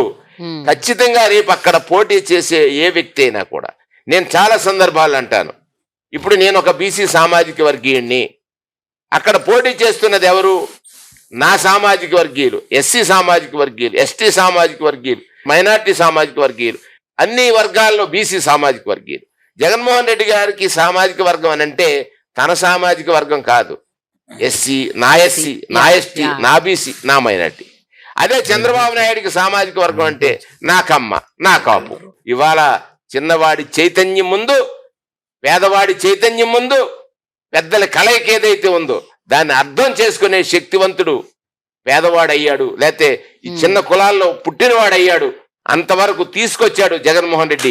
అదే ఈ రోజు నిన్న జరిగినటువంటి బాబాసాహెబ్ అంబేద్కర్ గారి విగ్రహం కోనసీమలో ఇప్పుడు ఆ బిఆర్ అంబేద్కర్ జిల్లా అని పేరుని ఎక్కడైతే గొడవలు జరిగాయో ఇప్పుడు మొత్తం సమసిపోయి ఇప్పుడు అందరూ దాన్ని మనస్ఫూర్తిగా ఆహ్వానిస్తున్నారు. ఖచ్చితంగా ఆహ్వానించక తప్పదు. రాజన్న గారు, ఉత్తరాంధ్ర ప్రాంతానికి చెందిన మీరు ఉద్దానం ప్రాంతం గురించి మీకు తెలుసు. అక్కడ ఎంత దారుణం అంటే ఈ కిడ్నీ సమస్యతో ఇప్పటికీ ప్రజలు బాధపడుతున్నారు. ఎన్నో ప్రభుత్వాలు మేము ఏదో చేస్తాము మీకు మిమ్మల్ని ఆ పరిస్థితి నుంచి బయటపడేస్తాము, దాన్ని అరికడతాము, దానికి ఒక పరిష్కారం తీసుకొస్తామని చెప్తున్నారు. But no government has done it successfully. Even YSRCP కూడా మీరు చాలా ట్రై చేస్తున్నారు, బట్ అంత స్థాయిలో ఇంకా పూర్తి పరిష్కారం దొరకట్లేదు. మీరేమంటారండి? ఉద్దానం ప్రాంతానికి విముక్తి ఎప్పుడు? గత పాలకులు దాన్ని నిర్లక్ష్యం చేశారు. గత పాలకులు చాలా మంది కూడా అక్కడ ఉద్దాన ప్రాంతంలో వాళ్ళందరూ కూడా ప్రజలు మన కళ్ళ ముందే చనిపోతున్నారు. అక్కడ వచ్చిన జబ్బులతో, అక్కడ నీటి వల్ల అందరు చనిపోతున్న ఎవరో పట్టించుకోలేదు. కానీ జగన్మోహన్ రెడ్డి గారు వచ్చినప్పటి నుంచి దాని మీద దృష్టి సారించారు. ఈ మధ్యన మరి ప్రారంభించారు, మనందరికీ తెలుసు. దాన్ని ప్రారంభించారు. అక్కడ కూడా డయాలసిస్ కార్యక్రమాలు, ఫుల్ ఫ్లెడ్జ్డ్ డాక్టర్లు కూడా నియమించడం జరిగింది. అక్కడ బహుశా ఇంత పెద్ద హాస్పిటల్ భారతదేశంలో ఇక్కడ ఉండదేమో. ఉద్దానంలో ఉన్నంత విధంగా మూత్రపిండాల కోసం అక్కడున్న ఆ ప్రాంతంలో ఉన్న పేదలందరికీ ఉపయోగపడుతుంది. దళితులు కావచ్చు, గిరిజనులు కావచ్చు, బడుగు బలహీన వర్గాలు కావచ్చు, పైసా ఖర్చు లేకుండా. నెల ఖర్చు పెట్టినా వైద్యం దొరకని పరిస్థితులు. దానికోసం ఇక్కడ హైదరాబాద్ వెళ్ళాలి, లేకపోతే చెన్నై వెళ్ళాలి, లేదా బొంబాయి వెళ్ళాలి అనే పరిస్థితి మార్చారు ఇప్పుడు జగన్మోహన్ రెడ్డి గారు వచ్చిన తర్వాత. ఈ మధ్యన జాతికి అంకితం చేశారు కాబట్టి అన్ని కార్యక్రమాలు జరుగుతాయి. ఇంకా దానికి చేయవలసిన ఉన్నది, మీరు చెప్పేటట్టుగా చేయవలసింది చాలా ఉన్నది. చేస్తాం, మా ప్రభుత్వం దానికి సిద్ధంగా ఉంది. ముఖ్యమంత్రి గారు ఏదైతే అంకిత భావంతో చేస్తున్నారో చెప్పినవన్నీ చేస్తున్నారు, చెప్పనివి చేస్తున్నారు. అందులో వైద్యానికి విద్యకు ఇంతకు మనం అనుకున్నట్టు వైద్యానికి విద్యకి ఆయన చేసింది ఎంతంటే 10 రూపాయలు చేస్తారని చెప్పింది ఆయన 100 రూపాయలు చేస్తున్నారు. అది అంటే ఆయన 700 కోట్లు ఖర్చు పెట్టడానికి చెప్పింది 1200 కోట్లు ఖర్చు పెట్టడానికి సిద్ధపడుతున్నారు ఉద్దానం దానికోసం. అయితే దీనికి ఇంత లిమిట్ చేసుకోవడం లేదు. విద్య విషయంలోనే, ఆరోగ్య విషయంలో నో లిమిట్ అని చెప్తున్నారు ఆయన. ఇప్పుడు ఆరోగ్య విషయంలో కూడా తండ్రిని మించిపోయిన తనయుడుగా రాజశేఖర రెడ్డి. కరెంట్ స్టేటస్ ఏంటి అంటే ఏం చెప్తారండి? ఉద్దానం విషయంలో ప్రస్తుతం పరిస్థితి ఎట్లా ఉంది? ప్రజలకి ముందు ఒక నమ్మకం కలిగించాము. అసలు ఎందుకంటే ముందు అక్కడ అవకాశమే లేదు. అక్కడ అది మేము ఇక్కడ ఉన్నాం, మూత్రపిండల వ్యాధులు చనిపోతాం అనుకున్న వాళ్ళకి నేనున్నాను అని ఒక నమ్మకాన్ని కలిగించారు జగన్ గారు. ఆ నమ్మకంతోనే ఈ రోజు అందరూ వైద్యం తీసుకుంటున్నారు. ఇంకా అంతకంటే ఇప్పుడు జరుగుతున్న దానికంటే ఇంకా 100 రెట్లు మంచిగా వైద్యం అందించడానికి ప్రభుత్వం జగన్మోహన్ రెడ్డి గారు కట్టుబడి ఉన్నారు. బహుశా ఇటువంటి ముఖ్యమంత్రి గారు దొరకడం నిజంగా ఉద్దాన ప్రజలందరూ కూడా అదృష్టవంతులని చెప్పాలి. నాగేశ్వరరావు గారు, కాపు కమ్యూనిటీని బీసీలుగా అంటే బీసీలోకి చేర్చాలి అన్న ఒక డిమాండ్ గత కొన్ని ఏళ్లుగా, అంటే యాక్చువల్గా కొన్ని దశాబ్దాలుగా ఆ డిమాండ్ ఉంది. ఏ ప్రభుత్వం కూడా ఆ డిమాండ్ని అంటే పూర్తి స్థాయిలో అంటే దాని పరిగణలో కూడా తీసుకోలేదు, తీసుకున్నా కూడా అలా అరకొరగా దాని ఏదో అలా మమ అనిపించేశాయి. మీరు చెప్పండి, ఆ డిమాండ్ నిజంగా సబబనే మీరు అనుకుంటున్నారా? ఒకవేళ సబబైతే గత ప్రభుత్వం 5% రిజర్వేషన్ కాపు కమ్యూనిటీకి ఇస్తే ఈ ప్రభుత్వం దాన్ని కూడా రద్దు చేసేసింది, అది వద్దు అన్నది. మరి దీన్ని ఎలా చూస్తారు? ఆ డిమాండ్ ఎలా చూస్తారు? అసలు మీ ఒపీనియన్ ఏంటి యాజ్ అ మినిస్టర్? ఇది జగన్మోహన్ రెడ్డి గారు ఎలక్షన్కు ముందే ఆయన పాదయాత్రలో ఏదైతే ఈస్ట్ గోదావరిలోనే ప్రకటించారు, అది సాధ్యం కాదు, అది పార్లమెంట్ కి అది ఒక కోర్టులో ఉన్న ఇష్యూ, అది మేము చేయలేమని చెప్పి ఆయన స్పష్టంగా చెప్పడం జరిగింది ఎలక్షన్కు ముందు. ఎలక్షన్ కి ఏదో చెప్పి ఎలక్షన్ తర్వాత చెప్పిన మాట కాదు. ఆయన మాట మనిషి, మాటిస్తే మడం తిప్పని మనిషి. అది సాధ్యం, నాతోటి అయ్యేదైతే నేను చేసేయగలను, ఇది నా నోటితోటి అయ్యేది కాదని చెప్పి అదే చంద్రబాబు నాయుడు మాయ చేశాడు. నేను చేస్తానని చెప్పి మాయ చేసి అతని ప్రభుత్వం వచ్చాక కేవలం 5,000 కోట్లు కూడా కాపులకు ఖర్చు పెట్టలేదు. కానీ జగన్మోహన్ రెడ్డి గారు అది చెప్పి తర్వాత వచ్చిన తర్వాత కాపు కార్పొరేషన్ పెట్టి ఏదైతే కాపుల్లో ఉన్న పేదవారికి కూడా మరి పెన్షన్లన్నీ కల్పించి వేలాది కోట్లు ఖర్చు పెట్టి ఇవాళ వాళ్ళకు కూడా అన్ని పథకాలు అందేలా చేసి పేదవారిలో అందరికీ కూడా పెద్ద పేటేసింది జగన్మోహన్ రెడ్డి గారు.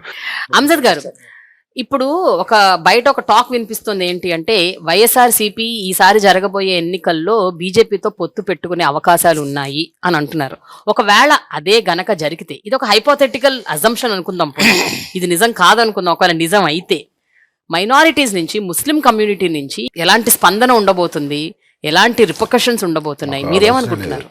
నిజంగా అండి, ఈరోజు మీరు అడిగిన ప్రశ్న ఏదైతే ఉందో, ఇది ఎప్పుడైతే జగన్మోహన్ రెడ్డి గారు ప్రత్యక్ష రాజకీయాలు ఎప్పుడైతే ప్రవేశించారో, మరి ఆనాటి నుంచి కూడా ఇదే ప్రశ్న ప్రతిపక్షాలన్నీ కూడా ఆనాటి నుంచే ఆయన మీద ఇదే ప్రశ్నలు లేవనెత్తడం జరిగింది. కానీ ఈనాటి వరకు కూడా మీరు చూశారా, జగన్మోహన్ రెడ్డి గారు బీజేపీతో జత కట్టింది ఎక్కడ దాఖలాలు ఎక్కడ లేవు. మరి ఇవాళ ఎవరైతే జగన్మోహన్ రెడ్డి గారి మీద ఎవరైతే నిందలు మోపుతున్నారో, మరి ఆ నాయకుల పరిస్థితి ఏంటి అనేది ఒకసారి మనం ఆలోచన చేయాలి కదా. వాళ్ళ వ్యక్తిత్వం ఎలాంటిది అనేది కూడా మనం ఆలోచన చేయాలి కదా. మనకు ప్రధాన ప్రతిపక్ష పార్టీ తెలుగుదేశం పార్టీ ఏంటి, ఆయన ఎన్నిసార్లు భారతీయ జనతా పార్టీతో జత కట్టారు మనందరికీ తెలిసిన విషయం. అవకాశవాది చంద్రబాబు నాయుడు అనే వ్యక్తి అవకాశవాది. ఎప్పుడైతే ఆయన సొంతంగా ఏనాడు కూడా మరి ఆయన ఇండివిజువల్గా ఎక్కడ ఆయన స్వతహాగా పోటీ చేసిన దాఖలాలు లేవు. ప్రతి సందర్భంలో కూడా మరి ఏదో ఒక రాజకీయ పార్టీలతో పొత్తులు కలుపుకొనే మరి రాజకీయ ఎన్నికల్లో పోటీ చేసిన పరిస్థితి. మరి ఆ సందర్భంగానే మరి బీజేపీతో కలిసి పోటీ చేయడం జరిగింది. మనం చూసాం 2014లో అధికారంలోకి వచ్చిన తర్వాత ఏ విధంగా వాళ్ళ ఇద్దరు మంత్రులు ఇక్కడ ఉన్నారు, వీళ్ళ ఇద్దరు అక్కడ మంత్రులుగా ఉన్నారు, మనం చూశాం కదా. మరి అలాంటి వ్యక్తులు మరి ఈరోజు మన నాయకుని యొక్క క్రెడిబిలిటీ, ఎందుకంటే ఒక నాయకుడు అంటే క్రెడిబిలిటీ ఉండాలండి. మరి ఆ క్రెడిబిలిటీ కలిగిన నాయకుడు మన ముఖ్యమంత్రి శ్రీ వైఎస్ జగన్మోహన్ రెడ్డి గారు. ఒక మాట చెప్పాడంటే ఖచ్చితంగా ఆ మాట మీద నిలబడతాడు అనే ఒక మనస్తత్వం కలిగిన వ్యక్తి మన ముఖ్యమంత్రి జగన్మోహన్ రెడ్డి గారు. మరి దానికి నిదర్శనం మనం ఇప్పటి వరకు కూడా చూస్తూనే వస్తున్నాం. మరి మొన్ననే చూడండి, మొన్న తెలంగాణ ఎన్నికల్లో మనం చూసాం. మరి అక్కడ ఎవరండి, జనసేన ఎవరితో జత కట్టి ఎన్నికల్లో పోటీ చేశారు? భారతీయ జనతా పార్టీతో జత కట్టి అక్కడ పోటీ చేశారు. మరి ఇక్కడ ఆంధ్ర రాష్ట్రంలో అదే జనసేన తెలుగుదేశం పార్టీతో జత కడుతుంది. అంటే ఇండైరెక్ట్ గానో డైరెక్ట్ గానో మరి తెలుగుదేశం పార్టీ ఖచ్చితంగా బీజేపీతో కలిసి ఉంది. దానికి నిదర్శనం కూడా మరి పురంధరేశ్వరి గారు, మరి భారతీయ జనతా పార్టీ రాష్ట్ర అధ్యక్షులు గారు, మరి ఆమె ప్రతి సందర్భంలో కూడా ఆమె మాట్లాడిన మాటలు మనం చూస్తే, మరి ఆమె భారతీయ జనతా పార్టీ రాష్ట్ర అధ్యక్షురాలుగా ఆయన ఏ క్వశ్చన్ మాట్లాడలేదు. ఆమె తెలుగుదేశం పార్టీ రాష్ట్ర అధ్యక్షురాలుగా మాట్లాడిన పరిస్థితి మనం చూశాం. మరి ఇవన్నీ కూడా చూస్తే ఖచ్చితంగా చంద్రబాబు నాయుడు అనే వ్యక్తి ఖచ్చితంగా interlinked with Bharatiya Janata party. మా నాయకుడు ఒకటే మాట చెప్పారు, మేము ఎవరితో పొత్తులతో కానీ పోము. సార్ ఒక్క విషయం, రాజకీయాల అవసరాల కోసం అంటే ఇప్పుడు రాబోయే ఎన్నికల్లో ఇప్పుడు టీడీపీ జనసేన పొత్తు పెట్టుకొని 2 పార్టీలు కలిసి పోటీ చేస్తున్నాయి ఒక పార్టీకి against గా. సో అలాంటి సందర్భంలో అవసరం అనిపిస్తే అవసరాలకు అనుగుణంగా ఒకవేళ పొత్తు పెట్టుకోవాల్సిన పరిస్థితి వస్తే, that is my question sir. లే, మా నాయకుడు స్పష్టంగా చెప్పారండి, ఎవరితో మా వైఎస్ఆర్ కాంగ్రెస్ పార్టీ ఎవరితో కూడా పొత్తు పెట్టుకోదు. మేము ఇండివిజువల్ గానే పోటీ చేస్తాం. మేము ఒంటరిగానే వైఎస్ఆర్ కాంగ్రెస్ పార్టీ 175 స్థానాలలో కూడా వైఎస్ఆర్ కాంగ్రెస్ పార్టీ పోటీ చేస్తుంది. మేము ఏ రాజకీయ పార్టీలతో కూడా మా పొత్తు ఉండదు. మా పొత్తు ఈ రాష్ట్ర ప్రజలతో మా పొత్తు అని చెప్పి మా ముఖ్యమంత్రి గారు చెప్పారు. కాబట్టి మరి ఆ సందర్భంగా ప్రజలతోనే మా పొత్తు. మరి రేపు జరగబోయే ఎన్నికలు కూడా పేదల మధ్య పెత్తందారుల మధ్య జరగబోతుంది. పేదల పక్షాన ఉండే పార్టీ ఏదంటే వైఎస్ఆర్ కాంగ్రెస్ పార్టీ. మరి ఈరోజు పెత్తందారులకు కొమ్ము కాస్తున్న పార్టీ ఏదంటే తెలుగుదేశం, జనసేన, ఇతర తోక పార్టీలన్నీ కూడా ఈరోజు పెత్తందారులకు కొమ్ము కాస్తున్నారు. 2024 ఎన్నికల్లో జగన్ గారు మరొక విప్లవాత్మకమైన నిర్ణయం తీసుకున్నారు. అదేంటి అంటే స్థానిక నియోజకవర్గాల్లో ఉన్న అభ్యర్థులను మార్చడం, అంటే ట్రాన్స్ఫర్ చేయటం. ఇక్కడ ఈ నియోజకవర్గం నుంచి ఇంకో నియోజకవర్గం. మీ విషయంలో కూడా అదే జరిగింది. ప్రజలు స్థానికంగా ఉన్న ఎమ్మెల్యేలకు అలవాటు పడతారు, ఆ అభ్యర్థికి అలవాటు పడతారు. వాళ్ళతో మాట్లాడటం, వాళ్ళతో ఒక అసోసియేషన్, ఒక బాండ్ డెవలప్ అవుతుంది. అది మార్చటం వల్ల ఎలాంటి ప్రాబ్లమ్స్ ఏమైనా క్రియేట్ అయ్యే అవకాశం ఉందా? ఎస్పెషల్లీ మీ విషయం గురించి చెప్పండి, మీరేమనుకుంటున్నారు? ఒక విషయమా, ఈ పొలిటికల్ పార్టీలు రాజకీయాలు చేసే నేపథ్యంలో ఆ రాజకీయ పార్టీల అధినాయకుడి యొక్క పనితనం మీదే ఆధారపడి ఉంటాయి. ప్రాంతీయ పార్టీలు పర్టికులర్ గా జగన్మోహన్ రెడ్డి గారి బొమ్మ పెట్టుకొని మేము పోటీ చేస్తా ఉన్నాం. జగన్మోహన్ రెడ్డి గారు నన్ను వేమూరు నుంచి సంతనూతలపాడు నియోజకవర్గం మార్చారు. నేను సంతనూతలపాడుకి కొత్తవాడినైనా జగన్మోహన్ రెడ్డి గారి బొమ్మ, జగన్మోహన్ రెడ్డి గారి ఆదేశం, జగన్మోహన్ రెడ్డి గారి యొక్క కాన్సెప్ట్, జగన్మోహన్ రెడ్డి గారి పరితరం మమ్మల్ని గెలిపిస్తానికి సిద్ధంగా ఉన్నాయి. ఎందుకంటే ప్రజలను మోటివేట్ చేసుకో, పొలిటికల్ లీడర్స్ ఉంటారు ఆల్రెడీ, అక్కడ కూడా ఒక స్ట్రక్చర్ తయారై ఉంటుంది. ఆ స్ట్రక్చర్ ని ఆపరేట్ చేసుకుంటా వెళ్తాం. కానీ పలికెడిది భాగవతమట, పలికించడి వాడు రామభద్రుండట, నే పలికిన బహరమగురని పలికించడి వాడు రామభద్రుడే. ఎలక్షన్ బొమ్మ తీసుకుని జగన్మోహన్ రెడ్డి గారు. కాబట్టి జగన్మోహన్ రెడ్డి గారిని చూసి ఓటారు, నన్ను చూసి కాదు ఓటేసేది, నా పరితరం కాదు, ఉన్నది ఇన్స్ట్రుమెంట్. కాబట్టి వేమూరులో పోటీ చేయొచ్చు, సంతనూతలపాడులో పోటీ చేయొచ్చు. కానీ ఈ నేపథ్యం మొదటి నుంచి ఉన్నాయి. మిగిలిన పార్టీలు కూడా చేయలేదని లేదు. చంద్రబాబు నాయుడు ఏ ఊరు, ఎక్కడ పుట్టాడు, కుప్పంలో పోటీ చేయాల్సిన పని ఏంటి? అక్కడే ఉండొచ్చుగా, అక్కడ అమ్మా నాన్న బంధువులు ఉండాలిగా. వాళ్ళ కొడుకు ఎక్కడ పోటీ చేస్తున్నాడు, ఎక్కడ పుట్టాడు, మంగళగిరిలో పోటీ చేస్తున్నాడు. ఎస్సీ బీసీలు ఉన్నటువంటి ప్రెడామినెంట్ ప్లేసెస్ లో నువ్వు పోటీ చేస్తావు. జగన్మోహన్ రెడ్డి గారు ఎస్సీలు మారుస్తున్నాడు, ఎందుకు మార్చకూడదు అంటున్నావు? మా పొలిటికల్ నేపథ్యంలో మా ముఖ్యమంత్రి గారి యొక్క భరోసా, ధైర్యము, దమ్ము ఉన్నటువంటి నాయకుడు ఎక్కడైనా నా వాళ్ళకి గెలిపించుకొని పంపిస్తా ఉన్నాడు. ఇతను పోయిన ఎలక్షన్ లో ఏం చేశాడు తెలుసా? ఎక్కడో ఆయన వనిత అన్న అమ్మాయిని తీసుకొచ్చేసి కొవ్వూరులో పోటీ చేయించాడు. కొవ్వూరులో పోటీ చేసి తిరువూరులో పోటీ చేయించాడు. ఆడ బామ్మరిది ఎక్కడున్నాడు? నిమ్మకూరు అతను బాలకృష్ణ హిందూపురంలో పోటీ చేశాడు. వాళ్ళు ఒక బూమరాంగ్ చేసే ఆలోచన ప్రజల్లో తీసుకొస్తున్నారు. దమ్ము ఉండాలమ్మా. మా నాయకుడికి ఆ దమ్ము ఉంది. ఆ దమ్ముతో పాటు ఆ బొమ్మ తీసుకుని ప్రజలకు వెళ్ళే కెపాసిటీ మాకుంది. కాబట్టి మేము ఎక్కడైనా పోటీ చేస్తాక అర్హత మాకుంది, గెలిచి తీర్తాక సిద్ధంగా ఉన్నాం. అందుకని దాని గురించి పెద్ద ఆలోచన లేదు. ఏదో పబ్బం గడుపుకోవటానికి ఎలక్షన్స్ అదేమి అసలు ఎక్కడా పని చేయవు. సార్, మీరు ఏదో ప్రోగ్రామ్కి వెళ్ళాలి అన్నారు కాబట్టి, ఏదో ప్రజలతో మీకు ఏదో సమ్ ప్రోగ్రామ్ ఉంది కాబట్టి మిమ్మల్ని తొందరగా వదిలేస్తాను. ఇంకొక 2 ప్రశ్నలు వేసి ఆ తర్వాత మీరు వెళ్ళిపోవచ్చు. గతంలో ఒక డిమాండ్ చేశారు, అదేంటి అంటే కన్వర్టెడ్ క్రిస్టియన్స్ని ఎస్సీ కమ్యూనిటీలో చేర్చాలి అన్న ఒక రిక్వెస్ట్ పెట్టుకున్నారు మీరు, అవునా? ఆ రిక్వెస్ట్ ఇప్పటికీ మీరు కట్టుబడి ఉన్నారు కదా? ఇది మీరు చెప్పండి, ఇది జెన్యూన్ గా మీరు వాళ్ళ కోసం ఆలోచించి తీసుకున్న ఒక నిర్ణయమా, లేకపోతే ఎలక్షన్స్ ని దృష్టిలో పెట్టుకొని తీసుకున్న ఒక ఎజెండా బేస్డ్? ఎస్సీలుగా ఉన్న మేము క్రైస్తవత్వం మీద, యేసు ప్రభువు మీద నమ్మకం ఉండి విశ్వాసంతో ఫారిన్ నుంచి వచ్చి సహాయం చేసే వాళ్ళు వచ్చి బోధన చేయటం వలన మాకు దాని మీద నమ్మకం వచ్చింది. లేకపోతే వెళ్తా ఉంటా చేస్తాం. దానినే గిట్రాయిగా తీసుకొని BCCలో పెట్టి మాకున్నటువంటి మా వారినే తీసుకొని ఆ అర్హతను కోల్పోతా ఉన్నాం.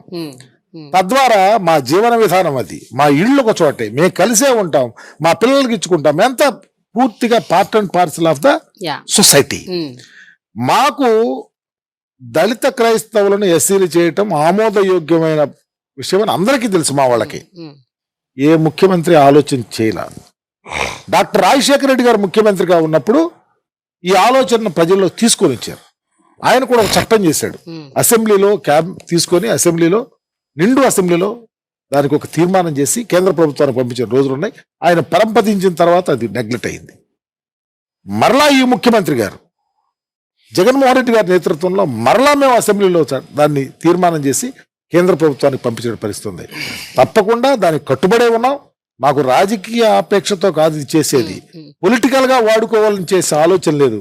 ఎందుకంటే పొలిటికల్ గా ఆలోచించాల్సిన వాళ్ళు ఎవరైనా ముందు పరిపాలన చేస్తుండొచ్చు. రాజశేఖర రెడ్డి గారు చేశారు ఆ ఆలోచన, అదే కుటుంబం ఆయన కుమారుడు చేస్తా ఉన్నాడు.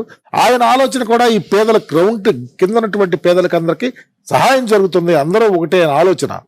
దళితులుగా ఉన్నటువంటి వారు క్రిస్టియన్స్ గా వెళ్తున్నప్పుడే దానికి దళిత క్రైస్తవులను ఎస్సీ చేయాలనే ఆలోచన. ఇప్పుడు విలేజ్ వాలంటీర్లు అని పెట్టారు. ఇది చాలా గొప్ప నిర్ణయం, ఇది ఒక గేమ్ చేంజర్ అని అంటున్నారు. అంటే అసలు ఏ ప్రభుత్వం చెయ్యనిది అలాంటిది వైఎస్ఆర్సీపీ ప్రభుత్వం ఇంతమంది విలేజ్ వాలంటీర్లను పెట్టి స్థానికంగా ఉన్న వాళ్ళ సమస్యలు తెలుసుకొని వాళ్ళకి బెనిఫిట్స్ అందేలాగా చూస్తోంది అని చెప్తున్నారు. కానీ ఒక ప్రధాన ఆరోపణ ఏముంది అంటే ఈ విలేజ్ వాలంటీర్లను పెట్టడం వల్ల స్థానికంగా ఉన్న పొలిటికల్ రిప్రజెంటేటివ్స్ ఎవరైతే ఉన్నారో వాళ్ళకి కొంచెం వాణి తగ్గుతుంది, వాళ్ళ పవర్ తగ్గుతుంది, వీళ్ళు ప్యారలల్ పవర్ గా ఉద్భవిస్తున్నారు అన్న ఒక ప్రధాన ఆరోపణ ఉంది సార్. దీని గురించి మీరేమంటారు? సింబాలిక్ గా నా కాన్సెన్సీ తీసుకుందాం. ఓకే, ఓవరాల్ గా రాష్ట్రం అంతా కొంత ఈ ఆలోచన లేకపోలా, కానీ మా ముఖ్యమంత్రి గారి ఆలోచన ఈ రాష్ట్రంలో నిన్నడూ లేని విధంగా ఈ రోజు ప్రవేశపెట్టిన ఈ సంక్షేమ కార్యక్రమాలను డైరెక్ట్ గా తీసుకెళ్ళి ప్రజలకు ఉపయోగపడాల్సిన బాధ్యత ప్రభుత్వానికి ఉంది. దానిలో భాగంగా పొలిటికలైజ్ చేయకుండా అక్కడ నిరుద్యోగ యువతను తీసుకున్నారు, పికప్ చేశారు. వాళ్ళ ద్వారా ప్రతిదీ 1వ తారీఖున ఉదయం 5 గంటలకెళ్ళి తలుపు కొట్టి పెన్షన్ ఇస్తున్నారు. ఇదిగో నీకు ఈ అర్హత ఉందరా అని చెప్పి వాళ్ళతో అప్లై చేపిస్తున్నాడు. ఏ కార్యక్రమం అయినా తీసుకెళ్లి అందిస్తా ఉన్నాడు. అదే కాకుండా ఒంట్లో బాగపోతే ఆ ఇంటికి వెళ్ళి వెరిఫై చేసి అనారోగ్యవంతురాలు ఉన్నారని వాళ్ళకి అప్లై చేసి ఎలాగ హాస్పిటల్కి రావాలని చెప్పి తీసుకొచ్చి వాళ్ళకి మెడిసిన్స్ ఇప్పించి మరలా ఆ మెడిసిన్స్ అయిపోయినాక వాళ్ళ ఫలానా వాళ్ళు మెడిసిన్ మళ్ళీ కంటిన్యూస్ గా ఈ ప్రాసెస్ లో ఇన్వాల్వ్ అవుతూ ఉన్నాడు. ఈ నేపథ్యంలో ఈ పెన్షన్స్ కానీ లేకపోతే ఈ వెల్ఫేర్ స్కీమ్స్ లో ఏదన్నా డైరెక్ట్ గా పేదవాళ్ళు టచ్ లో ఉన్నమాట వాస్తవే. వేరే పొలిటికల్ గా ఎక్కడ ప్రాబ్లం లేదు. ఎన్ని అనుకున్నా పొలిటికల్ గా మా స్ట్రక్చర్, మా పొలిటికల్ పార్టీ స్ట్రక్చర్ మార్పు ఉంది. మాకు మా విలేజ్ లో ఉన్నటువంటి లీడర్స్, లేకపోతే మా గృహ సారథులు, లేకపోతే మా సచివాలయంలో మాకు అక్కడ ఉన్నటువంటి కన్వీనర్లు, పొలిటికల్ స్ట్రక్చర్ తయారైంది. వాళ్ళకి మాకు నేపథ్యం పెట్టిన వాళ్ళు కూడా మెజారిటీ వాళ్ళు వెల్ఫేర్ స్కీమ్స్ అందించే బాధ్యతలోనే, కానీ వాళ్ళు నిరుద్యోగం ఉన్నటువంటి యువత వాళ్ళ వల్ల మా లీడర్షిప్ పోయింది అనేది చాలా తప్పు. ఎలాంటి ఇన్సెక్యూరిటీస్ లేవని అంటారా? లేవు. రిప్రజెంటేటివ్స్ ఎక్కడైనా కొంచెం ఒక ఇన్సెక్యూరిటీకి గురి, అమ్మో ఏమైపోతుంది, పదవికి ఏమన్నా అవుతుందా అన్న ఒక కైండ్ ఆఫ్ ఫీలింగ్, ఒక ఇన్సెక్యూరిటీ అలా ఆలోచిస్తాగలేదు. ఎందుకంటే ప్రజల్లో ఉండేవాళ్ళు, మా నాయకులు ఎప్పుడు ప్రజల్లో ఉంటారు, ప్రజల యొక్క బాధలు వ్యతలు తెలుసుకున్న వాళ్ళు ఉన్నారు. మేము ఆలోచనలో ఉంటాం. మాకు ఒక స్ట్రక్చర్ గ్రౌండ్ లెవెల్ వరకు ఉంది, అది నడుస్తూ ఉంటుంది. దానికి వాలంటీర్కి మిళితం చేయటం అనేది చాలా తప్పు. వాలంటీర్లు మహాయజ్ఞం చేస్తా ఉన్నారు. కరోనా టైంలో ఈ స్కీములు అందించడంతో పాటు ఎవరు భర్త కోసం భార్య కూడా ఆలోచించని టైం మేము బ్రతికించాలనుకున్న రోజుల్లో ధైర్యంగా మూతికి గుడ్డ కట్టుకొని మాస్క్ వేసుకొని ప్రతి ఇంటికి వెళ్ళి టచ్ చేసి వాళ్ళని హాస్పిటల్లో చేర్చి, వాళ్ళకు సిలిండర్ లేవు, గ్యాస్ లేకపోతే ఆక్సిజన్ కావాలన్నప్పుడు వెళ్ళి వాళ్లే తెచ్చి పెట్టించినటువంటి చరిత్ర రాష్ట్రంలో ఉందమ్మా. వీటన్నిటిని మానిటర్ చేసిన ముఖ్యమంత్రి గారు, ఆయన గొప్ప ఆలోచన, ఆయన విజన్ భావితరాలు కూడా ధైర్యంగా బ్రతికే అవకాశాలు కల్పించడంలో ఈ మెకానిజం అంతా ఉపయోగపడుతుంది. ఆ కాన్సెప్టే వాలంటరీ వ్యవస్థ.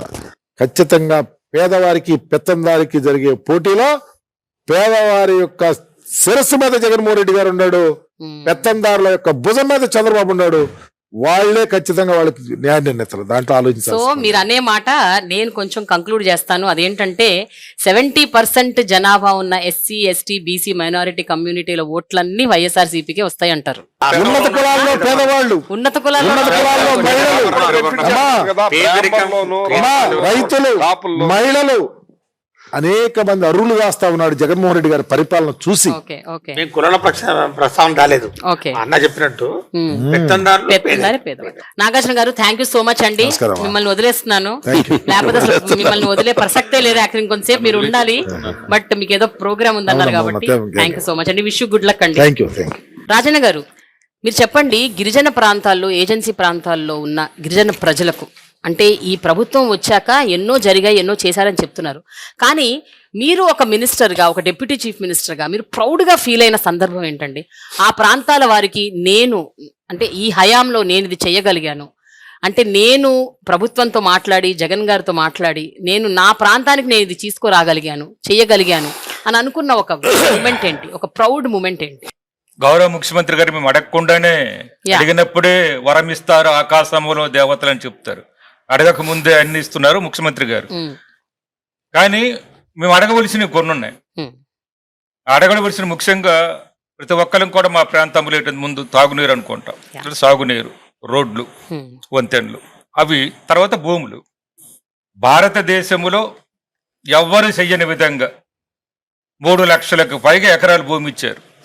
ఆ భూమి ఇవ్వడం అంటే మరి మేము దాంట్లో పెరిచేసినాం. మాకు పిలిచి చెప్పేది, ఏది అడిగినా అడగకపోయినా గౌరవ ముఖ్యమంత్రి కలిసేటప్పుడు అటవీ భూములు అందరికి అందుతున్నవి లేదా, మళ్ళీ తయారు చేస్తున్నారు లేదా అడుగుతారు. చంద్రబాబు నాయుడు పరిపాలన మనం చూసాం. ఆయన పరిపాలన మొత్తం మీద కలిపి కేవలం 17,000 మందికి 44 ఎకరాలే ఇచ్చారు ఆయనది. కానీ జగన్మోహన్ రెడ్డి 3 లక్షల ఎకరాలకు పైగా సుమారు 2 లక్షల మందికి ఇచ్చారు. అది గర్వించదగిన విషయం. అంటే నిత్యం నేను మా ఐటీడీ ప్రాజెక్ట్ ఆఫీసర్తో, ఫారెస్ట్ అధికారులతోనూ, జిల్లా కలెక్టర్ గారితో మాట్లాడి చేస్తుంటాం. అలాగే మాకు రోడ్లు కావాలి. ఇప్పుడు ఉదాహరణకు ఒక్క సాలూరు నియోజకవర్గం తీసుకుంటే, మీకు ఎక్కడ జరుగుతున్నావో లేదో నాకు తెలియదు, కానీ ముఖ్యమంత్రి గారిని అడిగిన తర్వాత ఒక్క సాలూరు నియోజకవర్గంలోనూ నాకు ఇప్పుడు 11 రోడ్లు, పెద్ద పెద్ద రోడ్లు, 11 కోట్లు, 10 కోట్లు, 15 కోట్ల రూపాయలతో కొండల మీద జరుగుతున్నాయి. ఇదే గత ప్రభుత్వం తీసుకోండి. నా నియోజకవర్గం పేరే సాలూరు. ఆ సాలూరు మండలం అనేది పూర్తిగా గిరిజనుల మండలం. ఆ కొండల మీద కనీసం ఒక్క రోడ్డు అయినా చేశారా చూపించమని చెప్తాను. చాలాసార్లు నేను ఛాలెంజ్ కూడా చేశాను ఓపెన్ గా. కానీ ఈ రోజు ముఖ్యమంత్రి గారి దయ వల్ల గిరిజనులు సంతోషంగా 11 పెద్ద రోడ్లు కొండల మీద జరుగుతున్నావంటే అంతకన్నా ఆనందం ఏముంటుంది చెప్పండి. అసలు రోడ్లు లేకపోతే అక్కడికి ఎవరు వెళ్ళరు, ఉద్యోగస్తులు వెళ్ళరు, గిరిజనులు వెళ్ళలేరు, ఆరోగ్య సమస్య ఉంటుంది, విద్యా సమస్య ఎవరు ఉండదు. ఇవన్నీ సమస్యలు పోవాలంటే ముందు మన రవాణా సౌకర్యం కావాలి, దానికి రోడ్లు కావాలి. అటువంటి రోడ్లు ఇస్తున్నారు. సామాజిక హోదా కల్పించడానికి జీవన కోసం, బతుకు తెరువు కోసం భూములు ఇస్తున్నారు. ఆయన నా దేశంలో ఎక్కువ భూములు అనమాట. అట్లేదు భూమి ఇచ్చారు, దానికి రైతు భరోసా ఇచ్చారు, భూములు సాగు చేయిస్తున్నారు. ఆ భూముల కోసం వెంటనే పట్టాలు ఇప్పిస్తున్నారు. అట్లేదు పట్టాల మీద హక్కులు కల్పిస్తున్నారు. గతంలో తెలుగుదేశం ప్రభుత్వం కొన్ని చోట్ల పట్టాలు ఇచ్చారు, కానీ భూమి ఎక్కడుందో చూపించలేదు, దాని మీద హక్కులు కూడా లేదు. ఈ రోజు ఆయన ఇచ్చిన 3 లక్షల ఎకరాల భూమికి కూడా సుమారు 2 లక్షల మందికి కూడా హద్దులతో పాటు, సరిహద్దులతో పాటు మ్యాప్, స్కెచ్తో పాటు ఇస్తున్నాం. వెళ్ళేది అది నా హయాంలో జరుగుతున్నది. అసలేదు అలాగే రోడ్లు, వంతెనలు కూడా అసలు అన్ని చోట్ల కూడా అసలేదు. ఒక్క సాలూరు నియోజకవర్గం ఉదాహరణకు మీకు చెప్పాను, కానీ అన్ని నియోజకవర్గం దగ్గర చెప్తూ జరుగుతున్నది. వాళ్ళు చెప్తుంటారు అభివృద్ధి లేదని. నేను రమ్మని చెప్తుంటాను. నేను రండి నాతో మాట్లాడండి, ఎక్కడ విజయవాడలో మాట్లాడదామా, విజయనగరంలో మాట్లాడదామా, రమ్మంటుంటారు. కానీ కేవలం వాళ్ళు ఇటువంటి సమావేశాలు పెట్టుకోను, ఒక పత్రిక మీటింగ్లోను వాళ్ళు ఏదో మా మీద కానీ, మా ముఖ్యమంత్రి గారి మీద కానీ, మా ప్రభుత్వం మీద కానీ, మా పార్టీ మీద కానీ విమర్శల కోసము మాత్రం విమర్శలు చేస్తారు. కానీ అభివృద్ధికి సంబంధించి కానీ, సంక్షేమానికి సంబంధించి కానీ, అటవీ భూములకు సంబంధించి కానీ ఎక్కడ మాట్లాడడం అంటే లెక్కలతో రమ్మని చెప్తాను. నేను లెక్కలతో చెప్తుంటాను. నేను ప్రతిదీ కూడా ఫిగర్స్తో చెప్తుంటాను. ఇప్పుడు సంక్షేమం కూడా, ఇప్పుడు మరి అడిగే ముందు కూడా సంక్షేమం కూడా వాళ్ళ సంక్షేమం మొత్తం అంతా కలిపి 5,000 కోట్లు ఖర్చు పెట్టారు. మరి కొద్దిగా సంక్షేమ అభివృద్ధి కలిపితే 12,000 కోట్లు ఖర్చు పెట్టారు. మేము ఈరోజు 20,000 కోట్లకు పైగా గిరిజనుల కోసం ఖర్చు పెట్టారు గౌరవ ముఖ్యమంత్రి గారు. గతంలో ఎందుకు ఖర్చు పెట్టలేదు? వారికి ఎందుకు ఆలోచన రాలేదు? గిరిజనులు బాగు చేయాలని మంచి ఎందుకు రాలేదు? గిరిజనులు అడగలేరు, నోరు తెరవలేరు, చదువు లేని వాళ్ళు, కొండల మీద ఉన్న వాళ్ళు, అడవిలో నివసించే వాళ్ళు, వాళ్ళకి మనమే ఇవ్వాలి పిలిచి అనే ఉదార భావంతో ఎందుకు రాలేదు? అది ట్రైబల్స్ కోసం స్పెషల్ గా ఎక్స్క్లూజివ్ ఒక యూనివర్సిటీ పెట్టాలి అన్న ఒక ప్రతిపాదన ఉండదు. అది వచ్చిందని కూడా విన్నాను నేను. ఎంతవరకు అది అంటే ఆ రూపం దాల్చుకుంది అన్నది కొంచెం మీరు క్లారిటీ ఇవ్వాలి సార్. అది కాకుండా జనరల్ గా గిరిజన ప్రాంతాల్లో, ఇంటీరియర్ గిరిజన ప్రాంతాల్లో ఇప్పటికీ కూడా కరెంట్ లేదు. చాలా ప్రాంతాల్లో ఇప్పటికీ కూడా పవర్ ప్రాబ్లం ఉంది. ఆ గిరిజన యూనివర్సిటీ ముఖ్యంగా నా నియోజకవర్గం సాలూరు నియోజకవర్గంలో నెలకొల్పాలి అనేది గౌరవ ముఖ్యమంత్రి గారి యొక్క ఆలోచన, ఓకే, జగన్ గారి యొక్క ఆలోచన. ఓకే. అంటే సెంట్రల్ నుంచి టీం వచ్చింది. సెంట్రల్ టీం కూడా సాలూరు నియోజకవర్గం తిరిగారు. నా నియోజకవర్గంలో చాలా 5-6 ప్లేసులు చూశారు. కానీ చివరకు ఆయన ముఖ్యమంత్రి గారు అయిన తర్వాత మాకు మెంటాడ మండలం అని సాలూరు నియోజకవర్గంలో ఉంది. ఆ మెంటాడ మండలం తీసుకొచ్చి సాలూరు నియోజకవర్గం ప్రస్తుతం విజయనగరం జిల్లాలో ఉంది. మెంటాడ మండలం అనేది అక్కడ శంకుస్థాపన ఆగస్టు 20 తేదీన కూడా ముఖ్యమంత్రి చేయడం జరిగింది. అది 800 కోట్ల రూపాయలతో, 834 కోట్ల రూపాయలతో మరి కేంద్ర ప్రభుత్వం రాష్ట్ర ప్రభుత్వంతో కలిపి నిర్మాణం జరుగుతుంది. ఇప్పుడు పనులు ప్రారంభం జరుగుతున్నాయి. అసలు ఇంకొక ఆలోచన కూడా చేశారు. ఏదైనా కారణం వల్ల ఇది కానీ గిరిజన నియోజకవర్గం పెట్టకపోతే గిరిజనుల కోసం రాష్ట్ర ప్రభుత్వమే ఇంకో ప్రత్యేకంగా యూనివర్సిటీ నెలకొల్పాలని కూడా ఆలోచించారు ముఖ్యమంత్రి గారు. చివరకు గిరిజన నియోజకవర్గం నెలకొల్పారు. ఇప్పుడు జరుగుతుంది. వాళ్ళు ఏం చేశారంటే తెలుగుదేశం ప్రభుత్వంలో ఆ గిరిజన యూనివర్సిటీని తీసుకొచ్చి గిరిజన లేని నియోజకవర్గంలో మా అందరూ కోరిక మన్నించి, గౌరవ ముఖ్యమంత్రి గారు, మా ఎమ్మెల్యేలు ముఖ్యంగా నా కోరిక మన్నించి ఆయన ప్రధానమంత్రి గారితో, హోంశాఖ మంత్రి గారు అమిత్ షా గారితో మాట్లాడి ఎట్టి పరిస్థితుల్లోనే సరే గిరిజన నియోజకవర్గంలో ఉండాలి, అది కూడా సాలూరు నియోజకవర్గంలోనే ఉండాలని పట్టుబట్టి తీసుకొచ్చి వాళ్ళని నొప్పించకుండా తీసుకొచ్చి ఆగస్టు 25న ప్రారంభం చేశారు. పనులు జరుగుతుందమ్మా.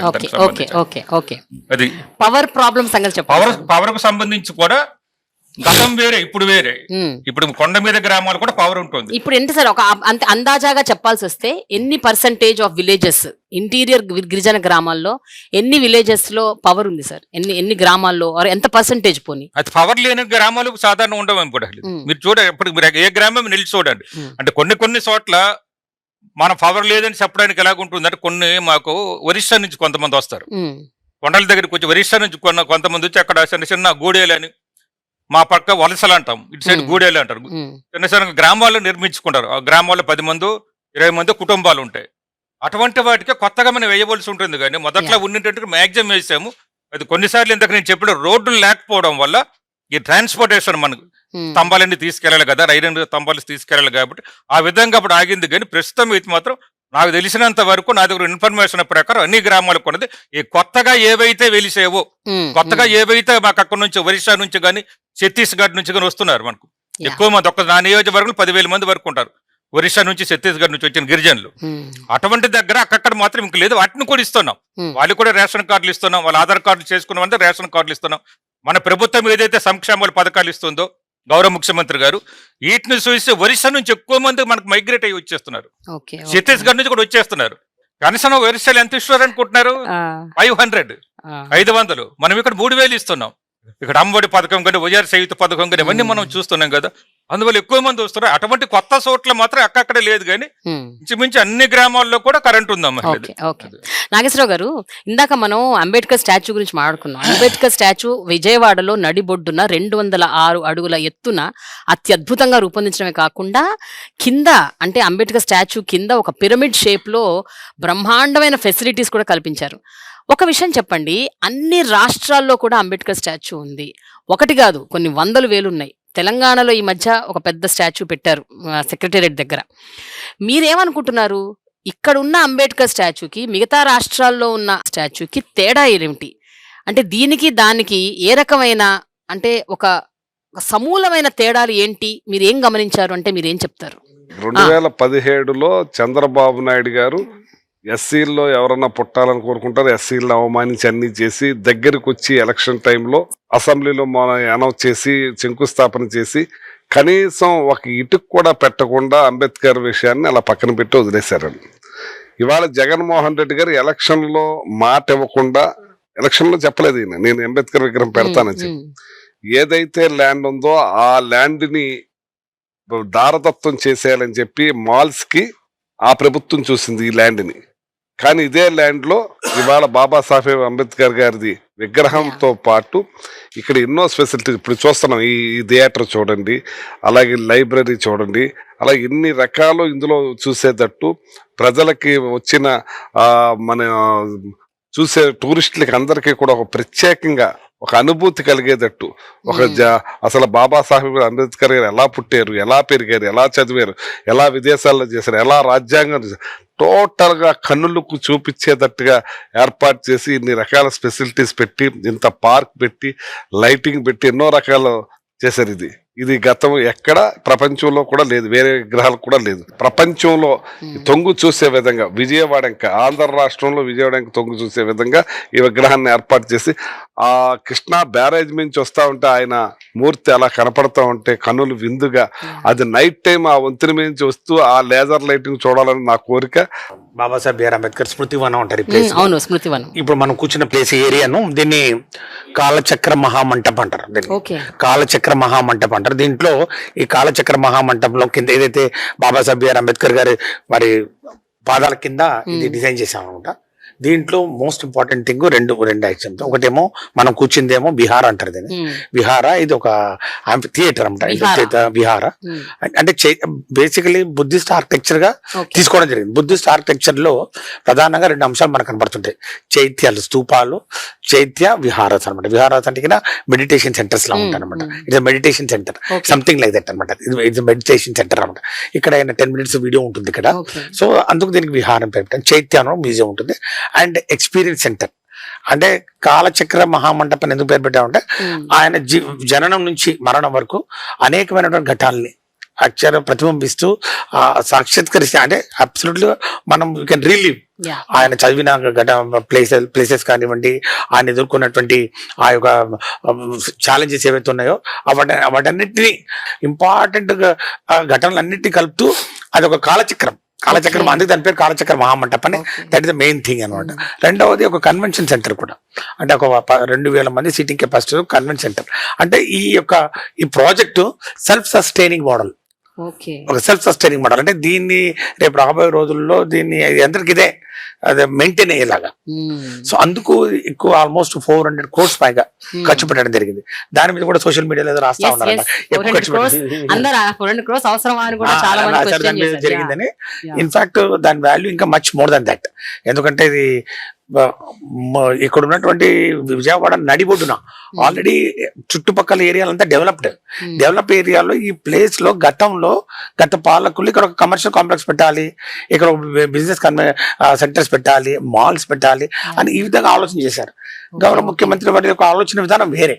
ఇది ఒక సోర్స్ ఆఫ్ ఇన్స్పిరేషన్ ఉండాలి, స్ఫూర్తిదాయకంగా ఉండాలి.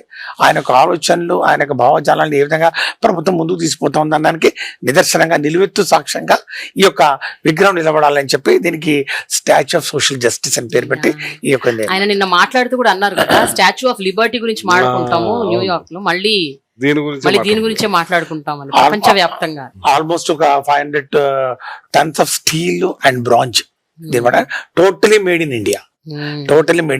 మంచి మరి నిపుణులు ఎవరైతే ఉన్నారో వాళ్ళందరినీ దేశం అంతటా వెతికి వాళ్ళని పట్టుకొని వాళ్ళ ద్వారా ఈ విగ్రహం తయారు చేసుకోవడం జరిగింది.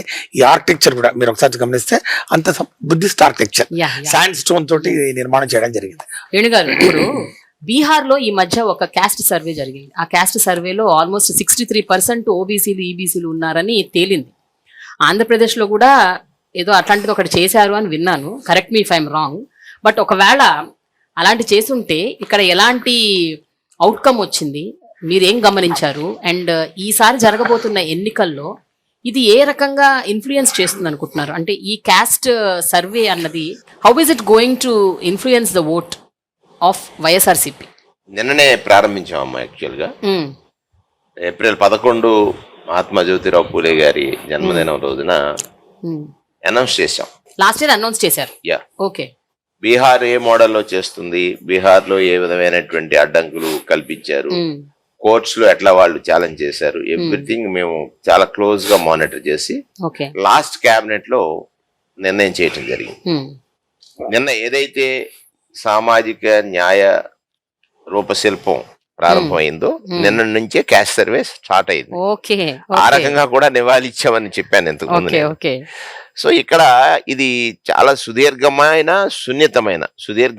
సున్నితమైనటువంటి కోరిక, పర్టికులర్ గా బీసీఎస్ కి. 1951 నుంచి ప్రతి 10 సంవత్సరాలకి జనగణన జరుగుతుంది. 21లో జరగాలి, జరగలేదు, జరగలేదు, పోస్ట్ పోన్ అయింది. ఆ సందర్భంలో మేము శాసనసభలో ఒక సుదీర్ఘమైన చర్చ చేసి జనగణన జరిగే సందర్భంలో కులగణన కూడా చేర్చాలి అనేటువంటి ఒక డిమాండ్ ఉంది రాష్ట్ర వ్యాప్తంగా, పర్టికులర్ గా బీసీస్ లో. దాన్ని మీరు దానిలో చేర్చండి అనేటువంటి దాన్ని చేరుస్తూ ఒక తీర్మానాన్ని ప్రవేశపెట్టి ఏకగ్రీవంగా శాసనసభలో ఆమోదించి కేంద్రానికి పంపించాం. జగన్మోహన్ రెడ్డి గారు ఈ దేశంలో అనేక మంది సంస్కర్తల సమ్మేళనం, అంటే మిళితమైనటువంటి ఒక సంస్కర్తగా మారాడు జగన్ గారని నేను అంటాను. వారు ఈ బీసీల యొక్క కోరికని తీర్చడం కోసం కులగణన చేపట్టాలనేటువంటిది, ఇది ఓట్ల కోసం కాదు. కానీ మీరు నిన్ననే స్టార్ట్ చేశారు. ఎలక్షన్స్ కరెక్ట్ గా ఇంకొక 1.5-2 months లోనే ఉన్నాయి. అదే నేను అన్నాను. ఇప్పుడు సంస్కర్తని ఎందుకన్నానంటే, సచివాలయ వ్యవస్థ ఓ సంస్కరణ కదా, వాలంటీర్ వ్యవస్థ ఓ సంస్కరణ కదా, జిల్లాల విభజన, ఇవాళ అధునాతనమైనటువంటి టెక్నాలజీ దాన్ని వినియోగించుకుని ఇది కరెక్ట్ గా 10 నుంచి 15 రోజులు, లేకపోతే ఈ month and February month 15th ఆ రేంజ్ కి టోటల్ గా కులగణన జరిగిపోద్ది, ఏ మాత్రం డౌట్ లేదు. అందులో అదే కదా ఆయనకున్నటువంటి గొప్పతనం. అది ఖచ్చితంగా ఈ కులగణన జరగటం వల్ల చాలా మందిలో ఉన్నటువంటి అపోహలు, పర్టికులర్ గా ఆయన ఆలోచన ఏమిటి, ఈ రాష్ట్రంలో ఇంకా కొన్ని కులాలకి విద్య అందక, ఇంకా కొన్ని కులాలకి ఆరోగ్యపరమైనటువంటి అంశాలు తెలియక, ఆరోగ్యం ఎక్కడ రక్షించుకోవాలని తెలియక, ఇప్పుడే ఈ మధ్యలో చూడండి ఆరోగ్య సురక్ష పెట్టాడు, జబ్బుని జల్లెడ అంటాం కదా మనం, ధాన్యం జల్లించే జల్లెడేసి పెట్టేశాడు. అసలు ఆ గ్రామంలో ఎవరికి క్యాన్సర్ ఉంది, ఎవరికి పరాలసిస్ ఉంది, ఎవరికి ఏ రకమైన దీర్ఘకాలికమైనటువంటి జబ్బు ఉంది అనేటువంటి పట్టేసి, అది సంస్కరణకు వచ్చేటువంటి ఆలోచనలే. ఈ జగనన్న ఆరోగ్య సురక్ష అనేటువంటి కార్యక్రమం సామాన్యమైందా? అది ఆ బిడ్డలు తెలుసుకోలేకపోతున్నారు. తండ్రికి ఏ జబ్బు ఉందో తెలుసుకోవడానికి బద్దకించే పిల్లలు ఉన్నారు తప్ప, పెద్ద కొడుకుగా ఇతను మారి ఇవాళ అది తెలుసుకున్నటువంటి పరిస్థితి వచ్చింది. 50 ఏళ్లకు ఒక వాలంటీర్ ఉన్న తర్వాత అక్కడ ఎవరు ఏ కులస్తులు ఉన్నారనేటువంటి విషయాన్ని తెలుసుకోవడం అనేది చాలా ఈజీ ప్రక్రియగా మారింది గనక ఖచ్చితంగా ఇచ్చిన మాట. ఇది కులగణన అనేటువంటిది కేవలం కబుర్లకి, మాటలకి, పత్రికలకి, ప్రకటనలకి సరిపోయింది తప్ప అమలు చేసి చూపించగల సత్తా ఉన్నటువంటి నాయకుడిగా జగన్మోహన్ రెడ్డి గారు కులగణన, ప్రత్యేకంగా బీసీలు అంటే ఇక్కడ సమగ్ర కులగణన, కేవలం ఒక సామాజిక వర్గాన్ని సంతృప్తిపరిచి ఓట్లు తీసుకునేటువంటి కులగణన కాదు ఇది.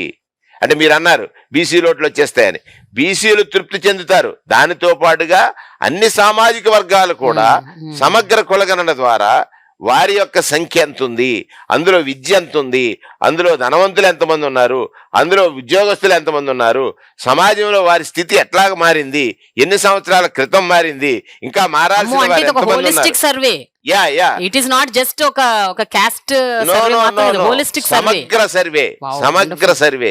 ఇప్పుడు జనరల్ గా ఏ ఎలక్షన్ అయినా ఆ ఎలక్షన్ ని డిసైడ్ చేసి ఆ గవర్నమెంట్ ని అధికారంలోకి తీసుకొచ్చేది ఒక బీసీ ఓట్ అంటారు సార్. ఎందుకంటే 50% ఆ పాపులేషన్ ఉంది కాబట్టి. సో మీరు చెప్పండి, ఈసారి జరగబోయే ఎన్నికల్లో ఏ అంశాలు బీసీ ఓటర్స్ ని మీ వైపు ఇన్ఫ్లుయెన్స్ చేస్తాయని మీరు అనుకుంటున్నారు? అంటే ప్రధానమైన అంశాలు. మన పురాణాల్లో రాక్షసులను సంహరించడానికి విష్ణుమూర్తి 10 అవతారాలు ఎత్తాడు. దశావతారాల గురించి మాట్లాడుకుంటాం కదా. ఇక్కడ జగన్మోహనుడు, ఆయన పేరు కూడా విష్ణుమూర్తి పేరే. అసలు జబ్బు అనేటువంటిది పేదరికం, 10 తరాలను పట్టి పీడిస్తున్నటువంటి రాక్షసి. ఆ రాక్షసిని ఈ తరంలో జయించేటువంటి శక్తిని ఇవ్వడం కోసం మాకు 10 శాఖలు ఇచ్చాడు. సంపూర్ణ ఆహార పోషణ ప్లస్ అని ఒక కార్యక్రమం పెట్టాడు. దానికి మంత్రి ఎవరమ్మా? మా ప్రథమ అవతారమే కదా, ఉషా శ్రీచరణ్, అంతేనా? రెండవది అక్షరాభ్యాసం, విజ్ఞానం కావాలి, దానికి మంత్రి ఎవరమ్మా? మా బొత్స సత్యనారాయణ గారు, బీసీఏ కదా. మూడవది ఆహారం అవసరం, బొవ్వ, ఇదిగో ఇక్కడ ఉన్నారు కదా నాగేశ్వరరావు గారు, ఆయన సివిల్ సప్లైస్ మినిస్టర్. మాకు బలం అవసరం, 4వ వాడు మా అప్పలరాజు గారు చేపలు, మాంసం, కోడిగుడ్లు, పాలు అన్నిటికీ మంత్రి ఆయన. 5వది తిన్న తర్వాత అప్పుడప్పుడు కొంచెం అనారోగ్యం కలుగుతుంది. దాన్ని రక్షించడానికి మా రజనమ్మ, ఆవిడెవరు బీసీఏ కదా, ఏమన్నా చెప్తున్నారు అసలు రజనమ్మ బీసీఏ కదా. 6వది మాకు భూమి లేదు, మాకు ఎక్కడో చోట ఇప్పుడు కొన్ని లక్షలాది ఎకరాల భూమిని పంచారు, ఇళ్ల స్థలం లేదు. ఈ భూమి మీద పుట్టాడు తప్ప తనకంటూ గజం భూమి లేని వాడికి 73 సెంట్లు అంటే 73 గజాల భూమిని ఇచ్చేటువంటి అవతారం ఎవరు? ధర్మాన ప్రసాదరావు గారు. 6వ అవతారం. ఎప్పుడో కాలువ గట్లని, చెట్ల మీద పుట్ల గట్లని బతుకుతున్నాం, ఇల్లు కట్టుకోవాలని కోరుకుంది. అది తీర్చేటువంటి అవతారం ఎవరి చేత ఎత్తించాడు? మా జోగి రమేష్ గారు. అసలు మీరు 7వ అవతారం. 8వ అవతారం ఎవరనుకుంటున్నారు? మా జయరాం. ఇది ఇన్సూరెన్స్, మా జీవితాలకు భద్రత ఇచ్చే ఇన్సూరెన్స్. మాకు కూడా రాజకీయాల్లోకి రావాలి. రాజకీయాల్లో ప్రథమ పాఠశాల ఏమిటి? పంచాయతీరాజ్. అంతే కదా, ఎవడైనా వార్డు మెంబర్ అవుతాడు, లేకపోతే సర్పంచ్ అవుతాడు, లేకపోతే ఎంపీటీసీ అవుతాడు. అది 9వ అవతారం. 9 అవతారాల ఎత్తిన తర్వాత మొత్తం ఈ రాష్ట్రంలో 2,58,000 కోట్ల రూపాయలు పంపిణీ చేస్తున్నారు కదా సంక్షేమం. అందులో సుమారుగా బీసీలకి 1,78,000, 1,80,000 కోట్లు పంపిణీ చేసేటువంటి కలికి. లాస్ట్ అవతారం ఏంటి? 10 అవతారాల్లో కలికి, అది నేనే. 10వ అవతారం. 2 అవతారాలు ఎత్తించాడు.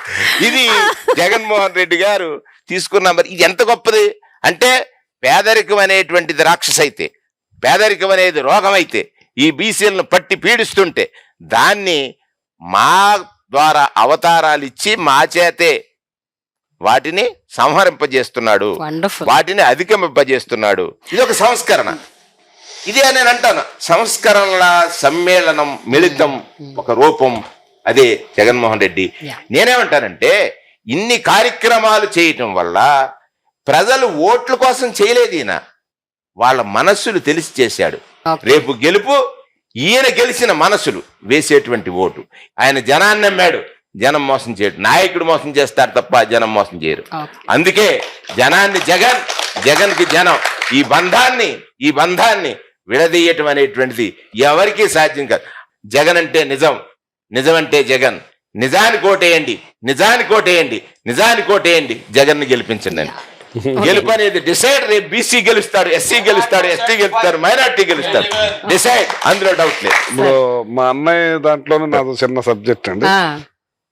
ఇవాళ సామాజిక న్యాయం జరిగింది అంటానికి నిదర్శనం ఒక తెలంగాణ కాంగ్రెస్ పార్టీని, మన పార్టీని తీసుకోండి. మొన్నే గెలిచింది ఆ పార్టీ. మొన్నే ఆ మంత్రులు ఎంతమందికి రెడ్లు ఉన్నారు, మంత్రులు ఎంతమంది బీసీలు ఉన్నారు, ఎంతమంది ఎస్సీలు ఉన్నారు మీరు చూసుకోండి.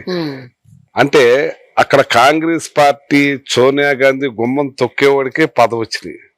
ఇక్కడ ఎంతమంది రెడ్లు ఉన్నారో అక్కడ ఎంతమంది రెడ్లు ఉన్నారు. అక్కడ ముఖ్యమంత్రి రెడ్లే, అన్ని పైన అందరూ రెడ్లే. అంసద్ గారు, ఇప్పుడు పార్లమెంట్ లో మీ పార్టీ సిటిజన్షిప్ అమెండ్మెంట్ యాక్ట్ ని సపోర్ట్ చేసింది, కానీ ఇక్కడ లోకల్ గా మీరు ఒక స్టేట్మెంట్ ఇచ్చారు ఈ మధ్య కాదు, కొంతకాలం క్రితం. నేషనల్ రిజిస్ట్రీ ఆఫ్ సిటిజన్స్, దాన్ని ఎన్ఆర్సీ ఎన్పిఆర్, దాన్ని మీరు వ్యతిరేకం, అది మేము ఒప్పుకోమన్నారు. అంటే that we are not going to agree at any cost అని చెప్పారు. మొన్న ముఖ్యమంత్రి గారు కూడా ఎక్కడో పర్యటిస్తూ ఈ విషయాన్ని ఆయన కూడా ధృవీకరించారు, ఎట్టి పరిస్థితుల్లో ఒప్పుకునేది లేదని. సార్ ఏంటి sir, what is the difference ఏంటి? అక్కడేమో సిఏఏని ఒప్పుకున్నారు, ఇక్కడేమో ఎన్పిఆర్ని ఒప్పుకోవట్లేదు. మరి ఆ రోజు ఏదైతే సిఏకి సంబంధించిన ఏదైతే ఆ రోజు బిల్లు ప్రవేశపెట్టారో, మరి ఎవరికి కూడా దాని మీద అవగాహన లేని పరిస్థితి. మరి క్షేత్ర స్థాయిలో దాని ఎలాంటి ప్రభావం చూపుతుందని చెప్పి మరి ఆ రోజు ఎవరికి కూడా తెలియని పరిస్థితి అండి అది.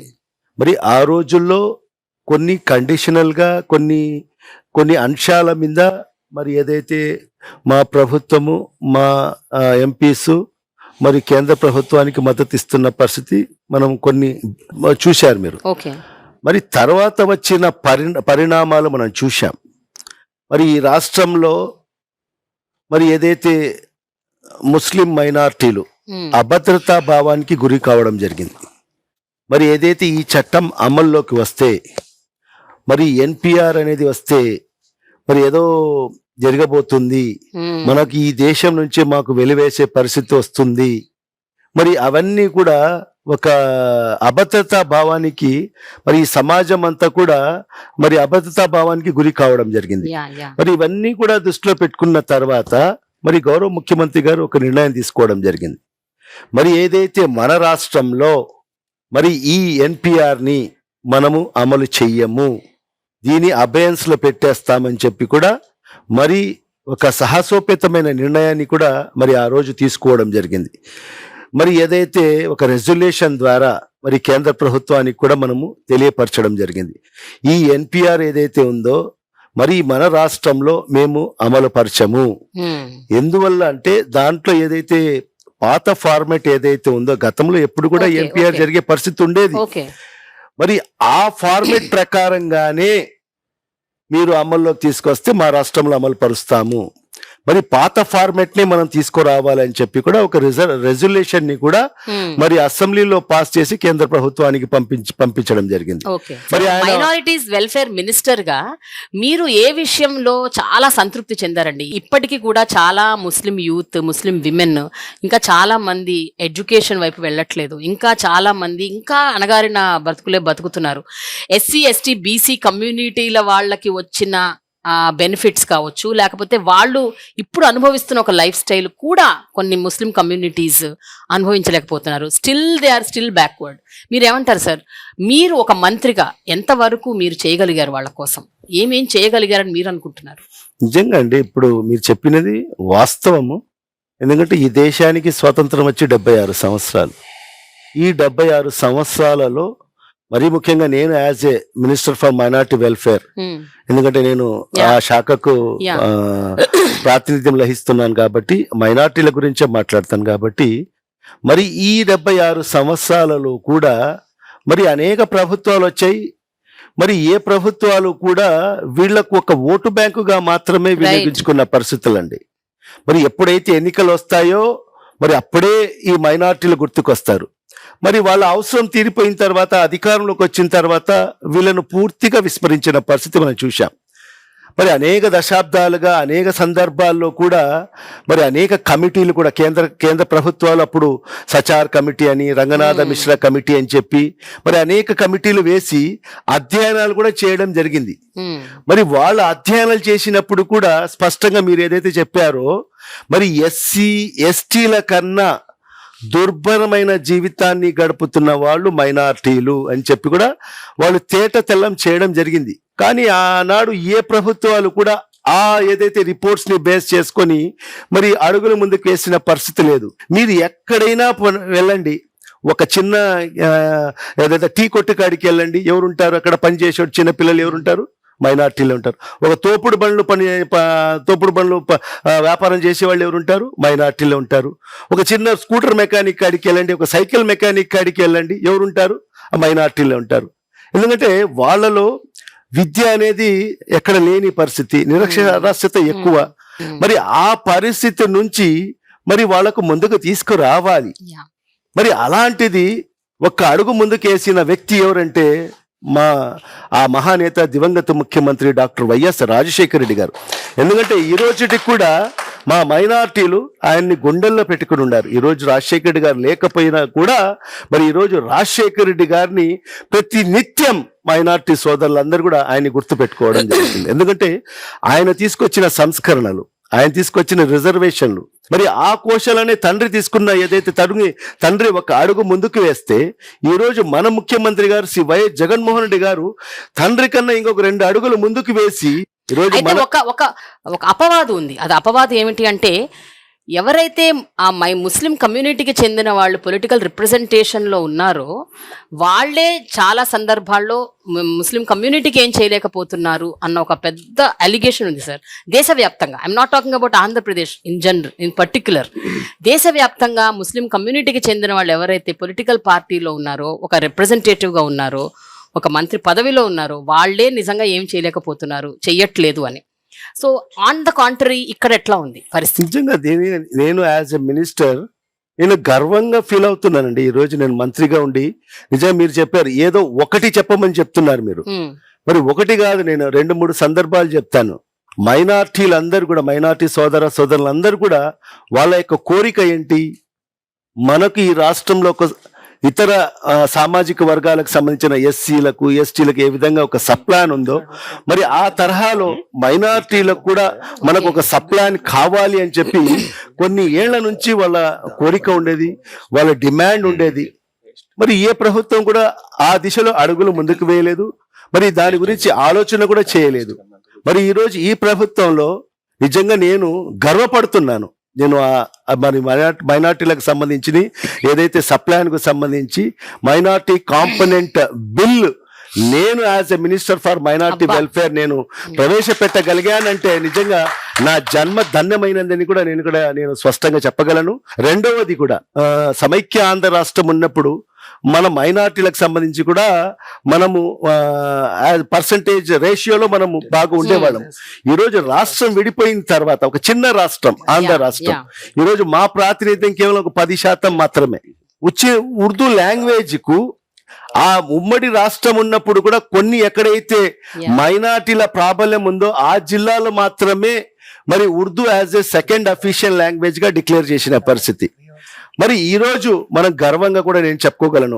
రెండవది ఒక బిల్లు నేను తీసుకురావడం as a minister for minority welfare, నేను ఏదైతే ఉర్దూ లాంగ్వేజ్ ని పూర్తి ఆంధ్ర రాష్ట్రంలో ఆంధ్ర రాష్ట్ర వ్యాప్తంగా కూడా 2వ అధికార భాషగా ఉర్దూకు తీసుకురావడం అనేది కూడా నేను ఒక చరిత్రగా కూడా నేను చెప్పగలను. మరి అదే కాకుండా హజ్ అంటే ఒక ప్రతి ముస్లిం సోదరులందరూ కూడా వాళ్ళ జీవిత కాలంలో ఒక్కసారైనా హజ్ యాత్రకి వెళ్ళాలి, పవిత్ర హజ్ యాత్రకి వెళ్ళాలని చెప్పి ప్రతి ఒక్కరి కోరిక ఉంటుంది. మరి మన సమైక్య ఆంధ్ర రాష్ట్రం ఉన్నప్పుడు హైదరాబాద్ నుంచి మనం అందరం కూడా వెళ్లే వాళ్ళము. ఈరోజు రాష్ట్రం విడిపోయింది. రాష్ట్రం విడిపోయిన తర్వాత మనం చూసాం మన వాళ్ళు ఎంత ఇబ్బంది పడ్డారు. ఎందుకంటే రాష్ట్రం విడిపోయిన తర్వాత కూడా మరి మనకు ప్రత్యేకంగా ఒక ఎంబార్కేషన్ పాయింట్ లేదు మన రాష్ట్రంలో. మన రాష్ట్ర పిల్గ్రిమ్స్ ఉంటారో హజ్ యాత్రికులు మన ప్రాంతం నుంచి మనం పంపించడానికి మనకు అవకాశం లేవు. మరి మన వాళ్ళు కూడా హైదరాబాద్ నుంచి వెళ్లే పరిస్థితి ఉండేది. మరి అక్కడ ఎంత డిస్క్రిమినేషన్ అంటే తెలంగాణ వాళ్ళకు ఒక రకమైన ట్రీట్మెంట్, ఆంధ్ర వాళ్ళకు ఒక రకమైన ట్రీట్మెంట్ ఉండేది. యాజ్ ఎ మినిస్టర్ నేను కూడా మంత్రిగా ఉన్నప్పుడు నేను కూడా అక్కడికి వెళ్ళాను. మా వాళ్లకు మంచి సదుపాయాలు కల్పించమని చెప్పి అక్కడ కన్సర్న్ మినిస్టర్ని కూడా కలవడం జరిగింది. ఎంత చెప్పినా కూడా అక్కడ డిస్క్రిమినేషన్ మనం పూర్తిగా మనం గమనించాం. గౌరవ ముఖ్యమంత్రి గారి దృష్టికి తీసుకెళ్లాను. వెంటనే ముఖ్యమంత్రి గారు ఖచ్చితంగా ఈ రాష్ట్రం విడిపోయింది, మన వాళ్లకు మన ప్రాంతం నుంచి వెళ్లే ప్రతి యాత్రికులకు హజ్ యాత్రికులకు అందరూ కూడా ఖచ్చితంగా ఒక గౌరవంగా మన ప్రాంతం నుంచి మనం పంపించాలని చెప్పి వెంటనే మరి కేంద్ర ప్రభుత్వంతో ప్రధానమంత్రి నరేంద్ర మోడీ గారితో మాట్లాడి మన విజయవాడను ఎంబార్కేషన్ పాయింట్ గా మనం సాధించుకోవడం జరిగింది. ఇది ఒక మైలురాయి మనకు, ఇది కూడా ఒక చరిత్ర.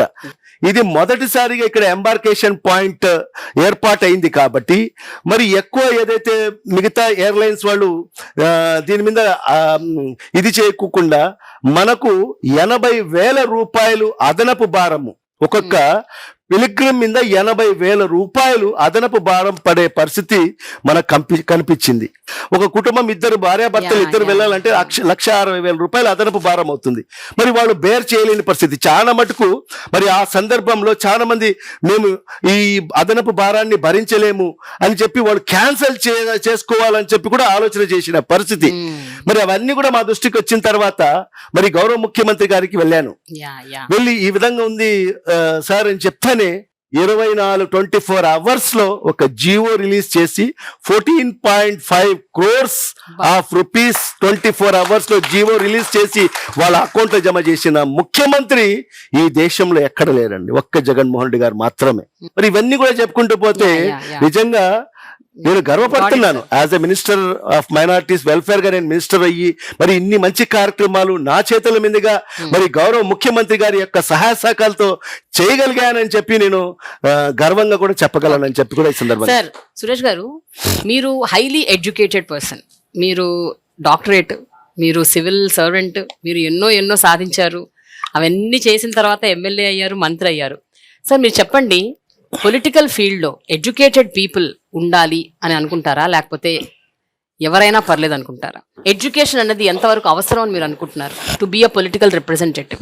చదువు అనేది అందరికీ అవసరమే. ఉమ్, సో చదువు ఒక అదనపు ఒక అర్హతగా మనం భావించాలి తప్ప చదువే మెయిన్ అని మనం చెప్పడానికి లేదు. రాజకీయంగా ముఖ్యంగా ప్రధానంగా రాజకీయాల్లో రావాలంటే ఉమ్, ప్రజాసేవ చేయాలనే ఒక తపన ఉండాలి. ఉమ్, ముఖ్యంగా ఈ యొక్క సోషల్ ఇంటెలిజెన్స్ ఉండాలి. Yeah yeah it is not you know మన ఐక్యూ అంటాం కదా, ఐక్యూ కాదు. దర్ ఆర్ ఇంటెలిజెన్స్ చాలా రకాలు ఉంటాయి. కరెక్ట్. సోషల్ ఇంటెలిజెన్స్ ఉంటుంది, పొలిటికల్ ఇంటెలిజెన్స్, తర్వాత స్పిరిచువల్ ఇంటెలిజెన్స్, తర్వాత humanity humanity, Yeah. Social relations yeah వస్తాయి. యా సో కాబట్టి ఈ నాకు చదువు ఆదరణగా ఉండడం వలన ఉపయోగపడింది తప్ప చదువు ఉంటేనే రాజకీయాల్లోకి రావాలని అక్కడ లేదు. అంత చదువు కూడా అనవసరం, ఎందుకంటే ఇట్స్ యాక్సిడెంటల్. నాకు మాత్రం నేను అంటే ఒక కెరీర్ గ్రాఫ్ గీసుకొని ఈ విధంగా తర్వాత పాలిటిక్స్ లోకి రావాలి, ఐఆర్ఎస్ చదివిన తర్వాత రావాలి, పిహెచ్డీ చేసిన తర్వాత రావాలని కాదు. యాదృచ్ఛికంగా అన్ని జరిగాయి. ప్రధానంగా దివంగత నేత డాక్టర్ వైఎస్ రాజశేఖర రెడ్డి గారి ఒక ప్రేరణ, ఆయన ఒక స్ఫూర్తి ప్రధానం. జగన్ గారు ఒక స్టేట్మెంట్ ఇచ్చారు ఏంటంటే రాజ్యాధికారం అన్నది పదవితో రాదు, పవర్తో వస్తుంది అని. సో మీరేమంటారు సార్? నిజంగా చెప్పండి, మీకు వచ్చిన ఈ పవర్ని మీరు ఎంతవరకు సద్వినియోగపరుస్తున్నారు? అంటే ఈ రాజ్యాధికారం మీకు ఇచ్చింది, ఒక పవర్ ఇచ్చింది. సో పదవి అన్నది దాని అవుట్కమ్, బట్ పవర్ అన్నది ఆ పవర్ చేతిలో ఉంటే you can really do good, you can do bad also. అంటే పవర్ అన్నది అంత డిస్ట్రక్టివ్ థింగ్, కానీ ఆ పవర్ని ఉపయోగించుకొని మీరు ఎంతవరకు న్యాయం చేయగలుగుతున్నారు? అంటే ఒక్కొక్క వాక్యం. జగన్మోహన్ రెడ్డి గారు మమ్మల్ని మంత్రిగా చేశారు, మంత్రిగా నాకు సివిల్ సప్లై మినిస్టర్ ఇచ్చారు. ఆ పవర్ ఇచ్చారని ఆ పవర్ ని నేను ఎంజాయ్ చేయటం కాదు, ప్రజలు ఎంజాయ్ చేయాలి. ప్రజలు ఎంజాయ్ చేసే విధంగా ప్రజలకి అప్పచెప్పాలని ఆ పవర్ ని మేము ప్రజలకి చేశాను. అది నేను చాలా తృప్తిగా పడుతున్నాను, కష్టపడను. ఓకే. పవర్ అనేది రాజ్యాధికారికి అవసరమేనమ్మా. ఎందుకంటే పవర్ యొక్క ఫలితాన్ని మా ప్రజలకు అందించాలి. ఏదైతే పవర్ ఉంటుందో మనకు, ఆ పవర్ యొక్క ఫలితాన్ని మాకు కాదు, పవర్ యొక్క పనితనాన్ని, పవర్ యొక్క ఫలితాన్ని ప్రజలకు అందించాలి. అది అందించాలంటే ఉదాహరణకు ఇప్పుడు మా వాళ్ళు చెప్పేటట్టు ఒక వాలంటరీ వ్యవస్థ, సచివాలయ వ్యవస్థ ఉంది. రొటీన్గా పని చేసుకెళ్ళిపోతున్నాయి. వాళ్ళు చేసుకుని వెళ్ళిపోయినవన్నీ కూడా ప్రభుత్వం మీద చెప్తుంది, చేస్తున్నారు. కానీ వాళ్ళకి కూడా అందరివి, వాళ్ళకి కూడా చేయలేనివి కూడా ఈ పవర్ని వినియోగించుకుని చేయించాలి. ఈ పవర్ని అలా వినియోగించుకుంటే ఈ పవర్ ద్వారా ఫలితాన్ని మా గిరిజనులకు అందిస్తున్నాం. జగన్మోహన్ రెడ్డి గారు చెప్పింది అదే, పవర్ మేము ఎంజాయ్ చేయడానికి కాదు, ప్రజలు ఎంజాయ్ చేయాలి, మీకు ఇచ్చిన పవర్ నా వినియోగించాలని చెప్పారు ముఖ్యమంత్రి గారు. మా సామాజిక వర్గానికి మరి ఏ మేలు చేసే అవకాశం మరి నాకు వచ్చిందో ఇప్పుడే నా పవర్ వల్లనే. మరి ఈరోజు అదే కాకుండా ఈరోజు ఒక్కసారి మీరు చూస్తే ఈ 4.5 సంవత్సరాల కాలంలో ఈ మైనార్టీ సంక్షేమం కోసం అయితే ఈరోజు మనము సుమారుగా 23,415 కోట్ల రూపాయలు మరి ఈరోజు మనము ఖర్చు చేయడం జరిగింది. మరి అదే 2014 నుంచి 19 వరకు తెలుగుదేశం పార్టీ ప్రభుత్వం అధికారంలో ఉన్నప్పుడు మరి ఆ 5 ఏళ్ల కాలంలో కేవలం 2,665 కోట్లు మాత్రమే మైనార్టీ సంక్షేమం కోసం ఖర్చు పెట్టడం జరిగింది.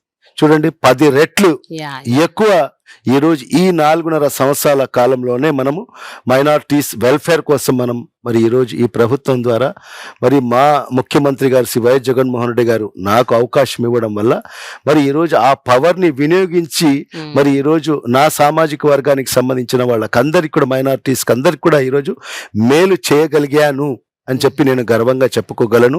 సురేష్ గారు, అధికారం ఉంటేనే ప్రజలకు సేవ చేస్తాం, అధికారం లేనప్పుడు ప్రజలకు సేవ చేయమనే ఆలోచన కరెక్ట్ కాదని ఆ భావన.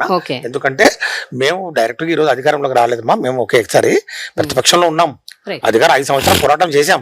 ఒక నిర్మాణాత్మకమైన ప్రతిపక్షంగా మేము ఒక వాచ్ డాగ్ లాగా అధికారులు ఈ అధికార పార్టీలు ఎవరైతే ఉన్నారో 500 హామీలు 600 హామీలు ఇస్తారో, ఎట్లా మీరు అబద్ధ హామీలు ఇచ్చి అధికారంలోకి వచ్చారు, ప్రజలు మిమ్మల్ని నమ్మారు కాబట్టి మీరు అమలు చేయాల్సిన బాధ్యత ఉంది అని చెప్పి మేము పోరాటం చేశాం. కాబట్టి మనం ప్రజల పక్షాన ఉండడం ముఖ్యం. ప్రజల కోసం మరి పరితపించే ఒక నాయకుడు ఉండడం చాలా అవసరం. అందుకే మాకు అవకాశం ఇచ్చారు. అది పవర్ మీకు రావటం వల్ల కూడా ఇంకొంచెం ఎక్కువ అదనంగా చేయగలుగుతున్నారు. ఇప్పుడు మన సహచరులు చెప్పినట్లు ఒక్కసారి అధికారం వచ్చిన తర్వాత ఆ అధికారాన్ని సద్వినియోగం చేసుకునే దిశలో ముఖ్యంగా ఆ అవకాశం ఇచ్చారు. మామూలుగా ఇవ్వలేదు, ప్రజలు నమ్మారు. 175 సీట్ల గాను 151 సీట్లు ఇచ్చారు మాకు. ఇప్పుడు స్వతంత్ర భారత చరిత్రలో అంత పెద్ద మ్యాండేట్ ఎప్పుడు ఇవ్వలేదు. నమ్మకం అంత పెద్ద మ్యాండేట్ ఇచ్చినప్పుడు ఇంకా బాధ్యతాయుతంగా పనిచేయాల్సినటువంటి అవసరం ఉంది.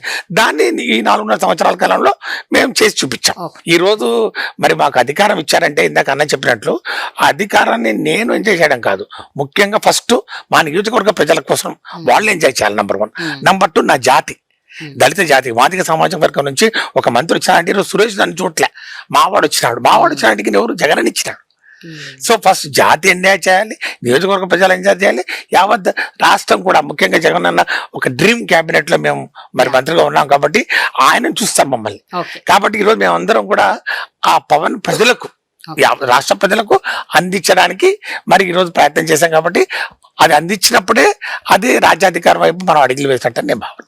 Finally sir, last word from Venu గారు. జగన్మోహన్ రెడ్డి గారు మొట్టమొదటిగా మనం పాలకులం కాదు సేవకులం అన్నాడు. ఆ ఒక్క మాట చాలు. పవర్ దేనికోసం? సేవ చేయటం కోసం. సేవ చేయటం కోసం పవర్ ఇచ్చినటువంటి ప్రజలకి బాధ్యతగా సేవకుడిగా జీవించటమే పెద్ద గొప్పతనం. సో నేను as a BC welfare minister నాకు ఇచ్చినప్పుడు నా వాళ్ళకు సేవ చేసే అవకాశం నాకు చాలా గొప్పగా వచ్చిందని భావించినప్పుడు మొట్టమొదటిగా 56 కార్పొరేషన్లు ఏర్పాటు చేశాం. అంటే తన కులం పేరు చెప్పడానికి కూడా భయపడేటువంటి వారిని రాష్ట్ర స్థాయి నాయకత్వం ఇచ్చి వారి కులానికి సంబంధించిన సమస్యల్ని ప్రస్తావన చేయటానికి ఒక వేదిక. 56 కార్పొరేషన్లు ఒకే చోట, మళ్ళీ అక్కడ సమాజంలో అందరూ కలిసి ఉండాలనేటువంటి భావన. అందరికీ కూడా ఆఫీసులు ఏర్పాటు చేయడం కానీ దానికి సంబంధించినటువంటి ప్రతి అంశంలోనూ కూడా శ్రద్ధ తీసుకున్నాం. దానితో పాటు ఇవాళ కులగణన, అది బీసీల ఆకాంక్ష, ముఖ్యమంత్రి గారికి చెప్పి దాన్ని పరిష్కరించగలిగాం.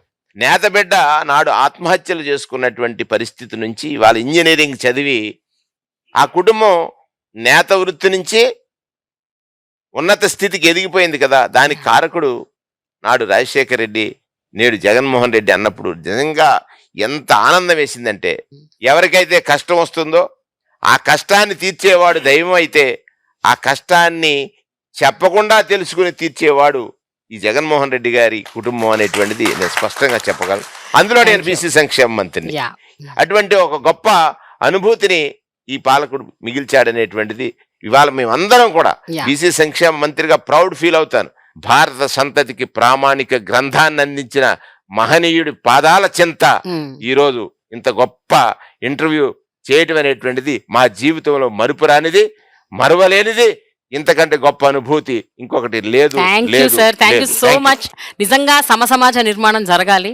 సోషల్ జస్టిస్ అనేది చాలా ఇంపార్టెంట్ ఒక స్టేట్కి కానీ, ఒక కంట్రీకి కానీ, ఒక ప్రపంచానికి కూడా.